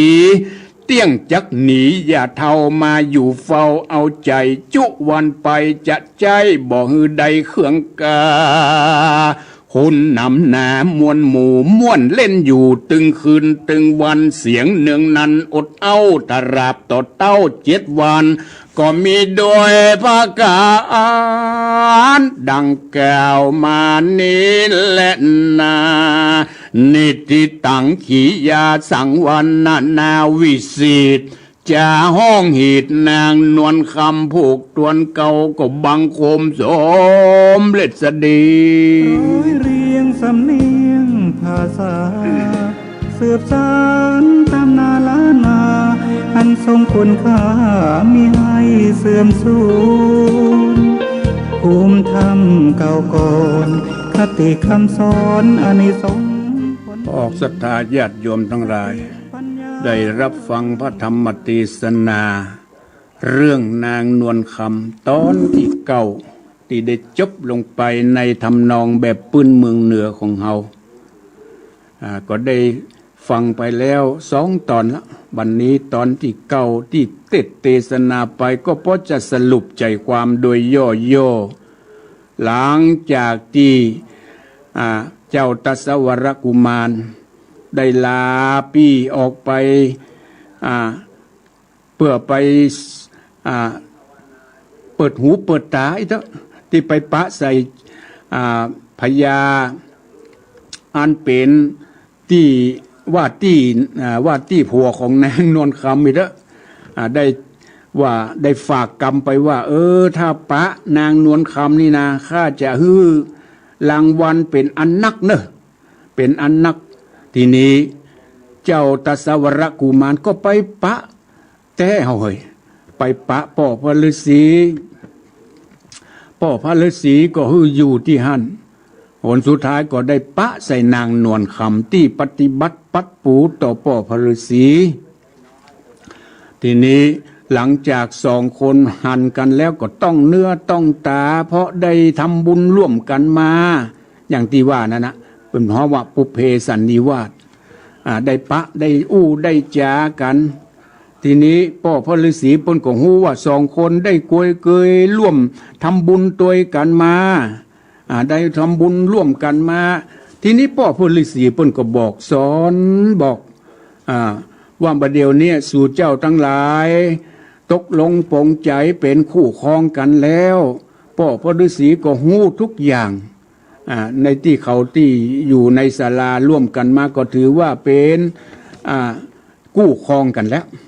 พ่อพระฤาษีเพิ่นก็สอนปั่นสอนให้สู่เจ้าทั้งสองจงอยู่ร่วมกันเพื่อความเจริญรุ่งเรืองไปหน้าสู่เจ้าทั้งหลายจะได้ดิบได้ดีจะได้เป็นใหญ่เป็นโตเนอะสู่เจ้าทั้งหลายจงปฏิบัติตามพ่อที่จะสั่งจะสอนนะพ่อพระฤาษีเปิกสอนเป็นกรรมโบราณว่าไว้ว่างอีปอกศรัทธาญาติโยมทั้งหลายเปิ้นสอนเป็นกรรมโบราณกรรมบะเก่าว่ากำมือจู้ฟังเสียงจ๋าหมั่นยกขา2 ขาเอามือกวักเข้าหาหัวเน่าจักหูดจักลักจู้เก่ากว่าผัวตนฮื้อเก็บของขนออกบ้านนอกบ้านฮื้อมันต้านกำหวานฮื้อหารเหลือหมู่ฮื้อจมปู่3 คนอย่าเววนขี้ค้าน ฮือจมปู่3 คนอย่าเววนขี้ข้านฮือจมเฮือนห้าน3 หัวฮือมีตัวในต้องฮือมันย่องมายาฮือมันตัดมาลาตังห้าฮือนุ่งผ้าผืนเดียวนะพ่อพระฤาษีเปิ้นสอนเป็นกรรมโบราณที่ว่าที่พ่อพระฤาษีเปิ้นสอนแก่2 คนตัสวรกุมารตั้งอกตั้งใจฟังกับนางนวลคำหรอกว่ากรรมที่ว่ากรรมมือจู้ฟังเสียงจ่าหมายความว่าเป็นแม่บ้านแม่เฮือนเป็นพ่อบ้านแม่เฮือนก็คือเอาใจใส่การบ้านการจองมันคัดมันสีของใจของสอยหม้อไหถ้าหลายภาคฮือมันสวยมันล้างเก็บเมียดไว้เป็นที่ฮือมันดูดีดูงามไว้หรอกอันนี้เพิ่นบอกว่ามือจู้ฟังเสียงจ่าความหมายบักเก่าโบราณแต่ฟังบางความจริงฟังบักใครออกบอกศรัทธาญาติโยมทั้งหลายกรรมที่ 2เพิ่นบอกว่ามันยก2 ขาเอามือกวักมาหาหัวเน่าไว้ทีนี้ความหมายของมันก็คือหมายถึงเป็นแม่บ้านต้องหู้จักการต่อหูกฝ้ายไว้บ่หู้จักการต่อหูกก่อฝ้ายหู้จักการทำสิ่งที่จะมาประดับประดาตัวตนคือเสื้อผ้าอาภรณ์ทั้งหลายเนี่ยคือทำด้วยตนเองการต่อหูกฝ้ายเนี่ยเพิ่นกวักเนาะใจมือกวักซ้ายมือกวักขวาเข้าหาหัวเน่าเนี่ยมาความหมายเป็นอีกมันยก2 ขาเอามือกวักมาหาหัวเน่าอีวะมาถึงเอามือซ้ายมือขวานี่กันเนาะการต่อผ้าอย่างเขารับตาพอฟังแล้วเอารับตานึกดูก็เป็นอันแต่เนี่ยมันยก2 มือขวามือซ้ายควักเข้าหาหัวเน่าเนี่ยนี่พ่อพระฤาษีเปิ้นสอนเป็นกรรมโบราณและกรรมที่ 3บอกว่าจักหูกลักจู้กว่าเก่ากว่าผัวตนฮือฮักจู้เก่ากว่าผัวตนหมายถึงอย่างพ่อออกศรัทธาญาติโยมทั้งหลายคำว่าจู้เก่านี่หมายถึงพ่อแม่พ่อออกศรัทธาญาติโยมจะไปนึกไปที่อื่นคำว่าจู้เก่านี่หมายถึงพ่อถึงแม่ผู้มีพระคุณบอกว่าฮือฮักจู้เก่ากว่าผัวตนหมายถึงฮักพ่อฮักแม่กว่าคู่ครองของตนเองนั่นแหละจะไปที่ไหนก็ตามฮือนึกถึงบุญคุณของพ่อของแม่ที่ตั้นได้เลี้ยงตนมาควรตอบแทนพ่อแม่ของตนถึงพ่อแม่จะลืมจะอยู่ที่ไหนก็ตามจะไปลืมบุญคุณของพ่อของแม่เนี่ยบางพ่องก็ว่าพ่อแม่เฮาได้ล้มหายตายจากไปแล้วก็ทำบุญฮื้อตานตัวหาอย่างช่วงนี้เดือน12ออกมาแล้วเปิ้นปล่อยเพชรปล่อยผีบางครั้งบางที่ญาติโกโหติกาปู่ย่าตายายอาจจะทำบดียามเมื่ออยู่เมืองคนได้ล้มหายตายจากไปได้รับทุกขเวทนาได้ถูกจองจำจองเวรเมื่อถึงเดือน12มาเปิ้นก็ปล่อยมารับของกินของทานเฮาก็ควรที่จะทำบุญฮื้อทานถึงเปิ้นจะไปเกิดในทางที่ดีไปเกิดบนสวงสวรรค์ไปเกิดที่ไหนแล้วก็ตามแต่เฮาพูดจากคุณพ่อคุณแม่นึกถึงบุญคุณของท่านแล้วบัดลืมเปิ้นจะตายไปกี่ปีกี่เดือนกี่วันก็ตามเฮาพูดจากคุณของเปิ้นนี่เปิ้นเฮาว่าฮักจู้เก่ากว่าผัวตนหมายถึงฮักพ่อฮักแม่ฮักถึงพ่อแม่บ่ได้เลี้ยงเฮาก็หมายถึงปู่ย่าตายายปิตามารดาไผที่เลี้ยงเฮามาผู้มีพระคุณนั่นแหละเฮาเรียกว่าจู้เก่าอันข้อที่ต่อมาเพิ่นบอกว่าฮื้อเก็บของขนออกนอกบ้านหมายความว่าอย่างไรพ่อออกศรัทธาญาติโยมทั้งหลายฮื้อขนของออกนอกบ้านอันนี้เป็นความหมายมีว่าฮื้อมีเมตตาแผ่กว้างหุมก่อสร้างตั้งกินตั้งตานมีทรัพย์สินเงินทองแบ่งฮื้อคนที่ตกที่จนที่อนาถาพิกลพิการคนทุกคนยากคนขาดที่อยู่ที่อาศัยบักขิจิบักที่เหนียวแบ่งปันฮื้อแก่คนอื่นที่ทุกข์ที่จนที่ อนาถาพิกลพิการ มีเต่าใดมีพ่องแบ่งให้คนอื่นพ่อง อย่าเป็นคนที่ขี้จิขี้เหนียวอย่างนี้เป็นว่าไอ้หรอหมายถึงฮือเก็บของขนออกนอกบ้านมันใจว่าคนไปหมดนะมันใจว่ามีอย่างเอาไปขายเอาไปจำนำหมดมันใจหมายถึงความหมายถึงมีแล้วแบ่งปันให้แก่คนอื่นที่ตุกที่จนที่ขาดคนผู้ดูแลบางครั้งบางทีมีเพศมีภัยถูกไฟไหม้น้ำท่วมถูกภัยพิบัติต่างๆนานาหันแล้วนาอินดูแบ่งปันมีน้ำจิตน้ำใจต่อคนอื่นนี่เป็นห้องว่าเพื่อแผ่แบ่งปันความหมายของคำว่าเก็บของขนออกนอกบ้านประการต่อมาเพิ่นมีความหมายว่าฮื้อมันต้านกรรมหวานคำว่าต้านนี่หมายว่าฮื้อมันอู้มันจ๋านั่นแหละบัดใจว่าต่อต้านนะคือความหมายในที่นี้หมายว่าฮื้อมันอู้มันจ๋าความหมายก็คืออู้จ๋าแต่กำอ่อนกำหวานอ่อนโยนอย่าไปอู้กำหยาบกำคายอย่าไปเจ่งไปด่าอย่าจ๋าบุบจ๋าตีอย่าติเตียนนินตาอย่าอู้ปดมดเอาอู้ปดมดเท็จอย่าจุอย่าหลอกฮื้อเปิ่นเสียเข้าเสียของนะเสียเงินเสียทองนี่พอออกสตาญาติโยมทั้งหลายมีปากก็ขออู้ในทางที่เป็นมงคลเปิ้นแปลงปากมาฮื้อปากเดียวฮื้ออู้แต่กรรมที่เป็นมงคลอู้แต่กรรมศีลกรรมธรรมทั้งอันเนอะเปิ้นมีหูสองหูฟังสิ่งที่ดีและบดีสิ่งที่ดีแล้วนำมาปฏิบัติสิ่งที่บดีก็เอามาเป็นข้อเตือนสติตัวเก่ามีตาสองตาฮื้อพ่อในทางที่ดีและบดีทางที่ดีก็นำมาปฏิบัติทางที่บดีก็เอาเป็นข้อเตือนสติตัวเก่าบ่ฮื้อปฏิบัติในสิ่งที่บดีแต่มีปากเดียวนี่พอกสตาเปิ้นฮื้ออู้แต่สิ่งที่ดีเต้าอันเปิ้นบ่ฮื้ออู้ในสิ่งที่บดีนั้นเปิ้นถึงฮื้อมีปากเดียวมันอู้กำอ่อนกำหวานอู้สิ่งที่เป็นประโยชน์กำหยาบกำคายจะไปอู้กำแจ้งกำด่าดูด่าหมูด่าหมาติสินนินทานี่จะไปอู้ปดมดเท็จอย่าไปหลอกไปลวงฮื้อเปิ้นเสียเข้าเสียของกำโบราณเปิ้นว่า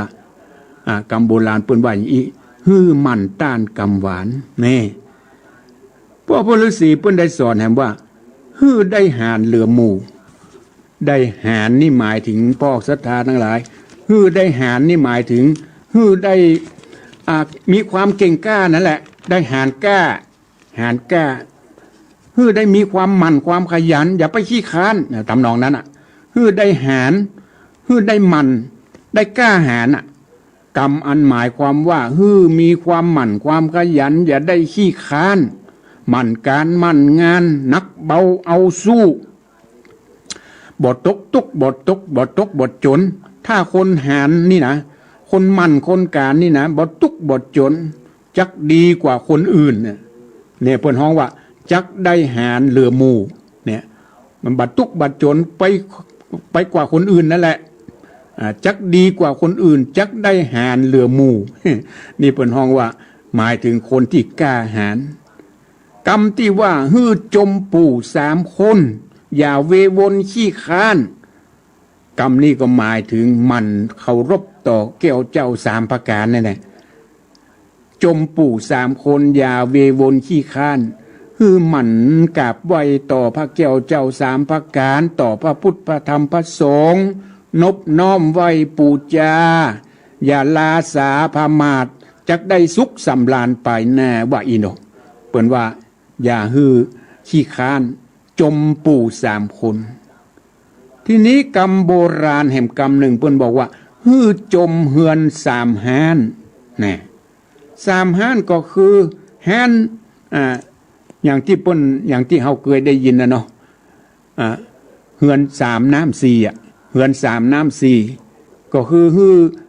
เฮือนที่อยู่เฮือนจาน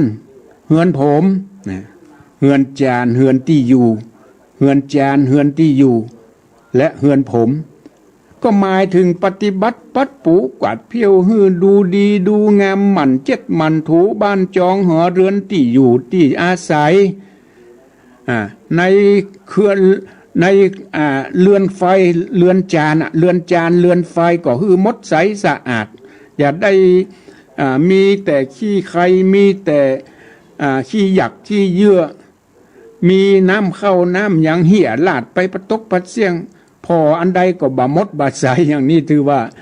บะรักษาเฮือนจานเฮือนผมก็คือผมก็คือรักษาฮือผมหมั่นซักหมั่นสีอย่าได้ฮือผมเหม็นสาบเหม็นสางไปที่ไหนไม่ใช่ว่าฮือเป็นเบิ้นเปิ้นบิดหน้าหนีเหม็นส้มเหม็นบูดไม่ใช่มันซักมันสีมันสะเก้าดำหัวนี่เพิ่นฮ้องว่าเรือนผมกรรมที่ว่ามีจมเฮือน3 ห้าน3 หัวนั่นแหละทีนี้กรรมที่ว่ากรรมโบราณแห่งกรรมหนึ่งที่พ่อพฤาษีเพิ่นสอนว่ามีตัวในต้องตัวในต้องนี่หมายถึงตัวในต้องในตนหมายถึงหาวิชาความรู้ทั้งทางโลกและทางธรรมมาประดับตัวตนจักเป็นมงคลในการครองเรือนนี่พอสตาญาติโยมทั้งหลายพ่อพระฤาษีเพิ่นสอนว่าฮู้ทั้งทางโลกและทางธรรมคนเฮาจะฮู้ทางโลกจะมีปริญญาตรีปริญญาเอกปริญญาหยังก็ตามจะมีด็อกเตอร์กี่ใบก็ตามบางครั้งบางทีเอาความฮู้ความฉลาดไปกดไปโกงคนอื่นก็มีเพราะบ่มีศีลบ่มีธรรมดังนั้นการที่จะครองเรือนไปตลอดหลอดฝั่งได้นั้นต้องมีความรู้ทั้งทางโลกและทางธรรมพ่อพระฤาษีเพิ่นก็ตาอาจบอกแก่สองนายตัสวรกุมารและนางนวลคำว่าปากันมีตัวมีตนในต้องปากัน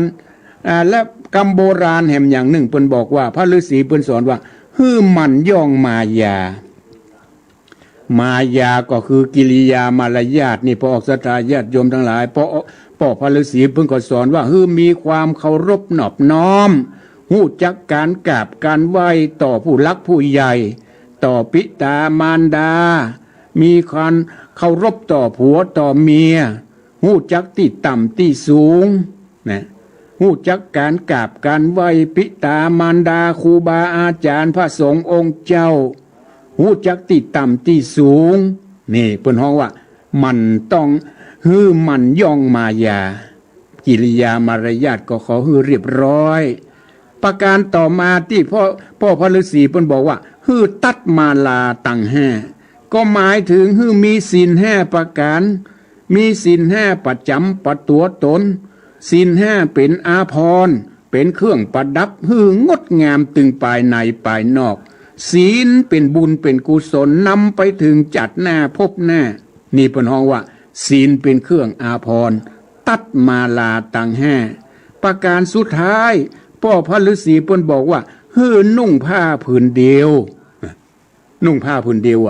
ก็หมายถึงมีสามีภรรยาสามีก็ขอฮักเมียคนเดียวภรรยาก็ขอฮักผัวคนเดียวความหมายของคำว่านุ่งผ้าผืนเดียวความหมายก็ขอมีสามีภรรยาก็ฮักกันแบ่งกันอย่าไปเอามือที่2ที่3ที่4มาควบ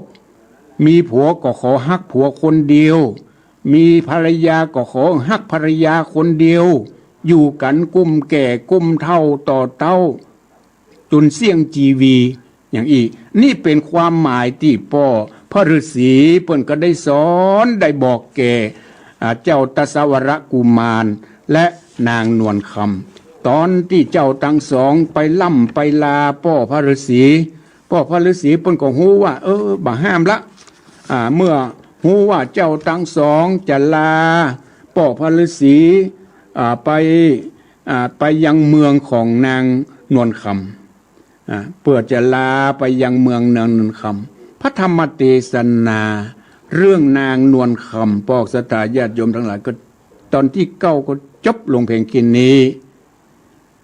จบเพียงแค่นี้ในตอนที่เก้าตอนที่ป่อพลฤาษีเพิ่นได้สอนบอกเป็นห่วงเป็นใยในตสาวรกุมารนอโพธิสัตว์เจ้ากับนางนวลคำที่จะปิกยังเมืองของตนเพื่อจะไปบอกรายงานเพื่อจะไปปิกหาพ่อหาแม่พ่อแม่กึดอยู่ตลอดเวลาว่าบัดเดี๋ยวนี้นางนวลคำที่ถูกยักษ์ลักอุ้มไปจะอยู่ที่ไหนพ่อแม่จะดีอกจะดีใจสักหมอกใดก็ให้ติดตามรับฟังพระธรรมเทศนาเรื่องนางนวลคำตอนต่อไปในโอกาสหน้าสำหรับเวลาที่เหลือนี้พวกศรัทธาญาติโยมทั้งหลายยังว่างๆอยู่จะโทรมามาจ๋าโทรมาฮื้อกำลังจิตกำลังใจโทรมาที่0812898992เนอะพวกศรัทธาญาติโยมทั้งหลายชั่วโมงที่2จะ5โมงละเหลือเวลาแฮม7-8 นาทีโทรมาที่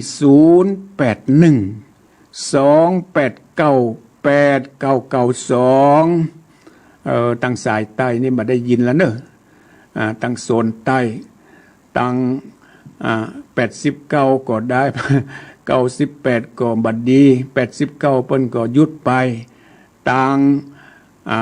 88.25ก็บัดได้รับมาฟังนี่นะ88.25ที่4ปันเงินก็บัดรับที่89บ้านทุ่งเรดิโอเปิ้นก็หยุดไปที่วัดห้วยตองซักเปิ้นก็ซ่อมอยู่เหลือแต่โซนทางเหนือและปุ้นอำเภอแม่แจ่มนะแม่แจ่มยังคงจะเปิดอยู่ที่เมืองฝางก็คงได้ยินอยู่และ104.50ก็คงจะเปิดอยู่ก็บอกว่าเป็นที่ไหนเป็นที่ไหนภัยฟังอยู่ตังใด0812898992เนื้อพอกศรัทธาญาติโยมทั้งหลาย0812898992โทรมามาจ๋ามาแจ้งผลการรับฟังฝนก็จะตกกันแล้วได้ฟังพ่อพระฤาษีเปิ้นสอนเป็นธรรมกรรมโบรมโบราณและก็มาแปลเป็นไทยเพื่อให้เกิดความเข้าใจในเนื้อหาสาระกรรมโบรมโบราณที่พ่อพระฤาษีเปิ้นสอนบอกกำมือจู้ฟังเสียงจ๋ามันยกขาเอามือกวักเข้าหาหัวเน่าบางคนอาจจะคิดไปเรื่อยเจริญปอนของในฟองศรัทธาญาติโยมทั้งหลายฟังอยู่เนอะอยู่ที่ไหนเจ้าอยู่ไม่อายไหมเนอะแม่อายกี้โทรมาละกรรมเนาะแม่นก็ฟังชัดเจนต่อใครไม่อายเนาะชัดเจนเจ้าดีละขอบคุณเข้าใจดีขอบคุณเนอะแม่เนอะไม่อายชัดเจนดี80 ป่ายเลยนะยังก็80 ป่ายเลยนะอยู่80ตัวใดละแม่83นะเจ้า83ยังแข็งแรงอยู่เนี่ยฟังเสียงเสียงจ่ายยังสมบูรณ์แข็งแรงสุขภาพดีอยู่อายุยืนยาวไปเนอะแม่เนอะอยู่ดีมีสุขบุญรักษาคิดดีทำดีทำบุญต่อไปเจริญปอน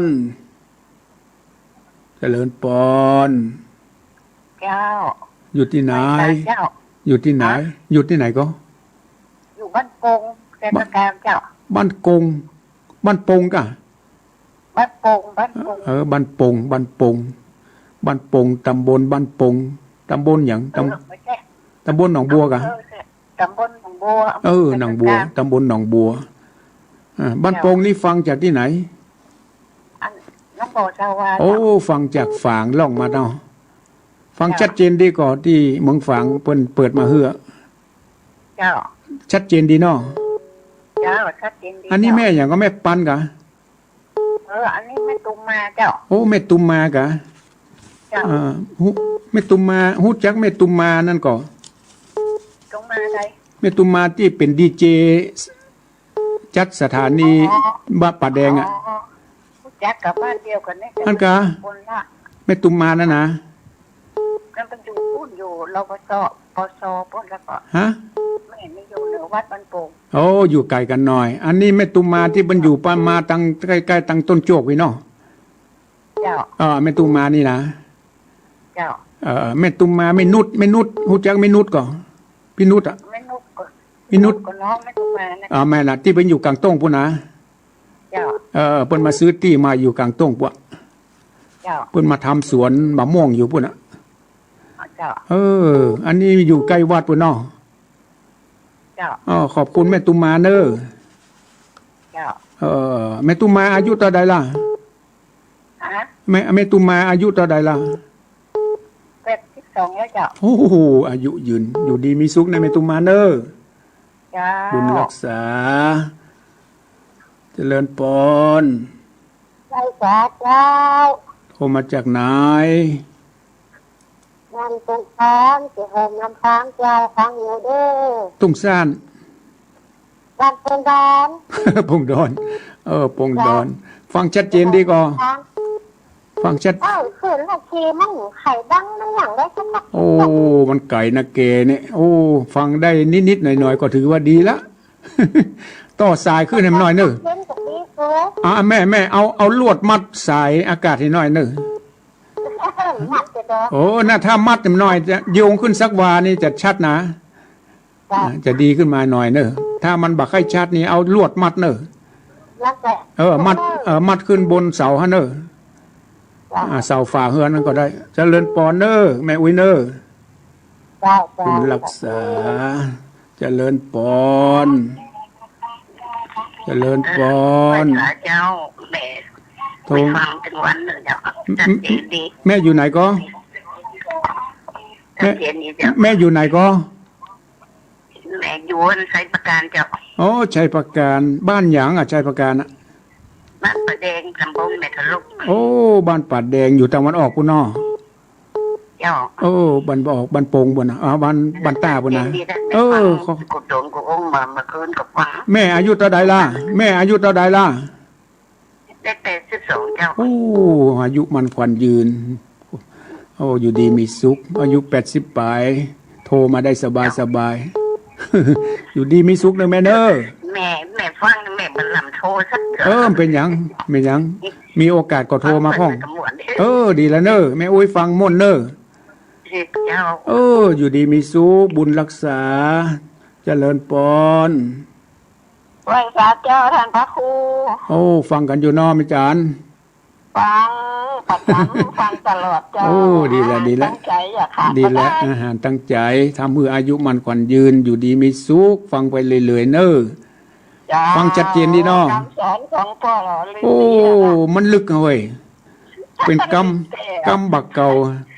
กำบักเก่าเตะ ขาเนี่ยก็เอายำไม่ตีโตหูกนั่นกัน ๆนั่นแหละกวักไปกวักมานะนะกวักเข้าหาหัวเหนานะนะ น่าเคยได้ยินกันเตะ หน้าวานะนะเป็นกำโบราณโอ้กำปริศนาธรรม เจ้า ขอบคุณแม่จันเนอร์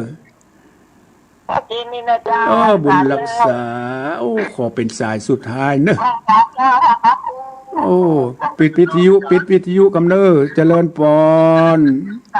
ปิดวิทยุกำเนอร์ปอนเนอร์แม่เนอร์ ฟังไปเรื่อยๆเนอะ เจริญปอนบ่ปิดวิทยุอ่ะ โอ้มันลึกเลย ลีวิทยุหน่อย โอ้เปิดวิทยุมาจนกัน โอ้หมดเวลาละอาตมาใจเวลามาพอสมควรวันนี้2 ชั่วโมงลวด ก็ขอลานำรายการสารธรรมยามแรงจากไปก่อนเนอะก็ให้ติดตามกันในโอกาสหน้าวันนี้ขออำนวยอวยพรปออกศรัทธาญาติโยมสาธุชนทุกท่าน ที่ได้เปิดเครื่องรับฟังสารธรรมยามแรงในข่าวครั้งนี้จงได้อยู่ร่มเย็นเป็นสุขในพระบวรพุทธศาสนา ก็ขอทุกท่านจงมีอายุวันนะสุขะพละเหมือนกันจุคูจุโคนอายุวันโนสุขา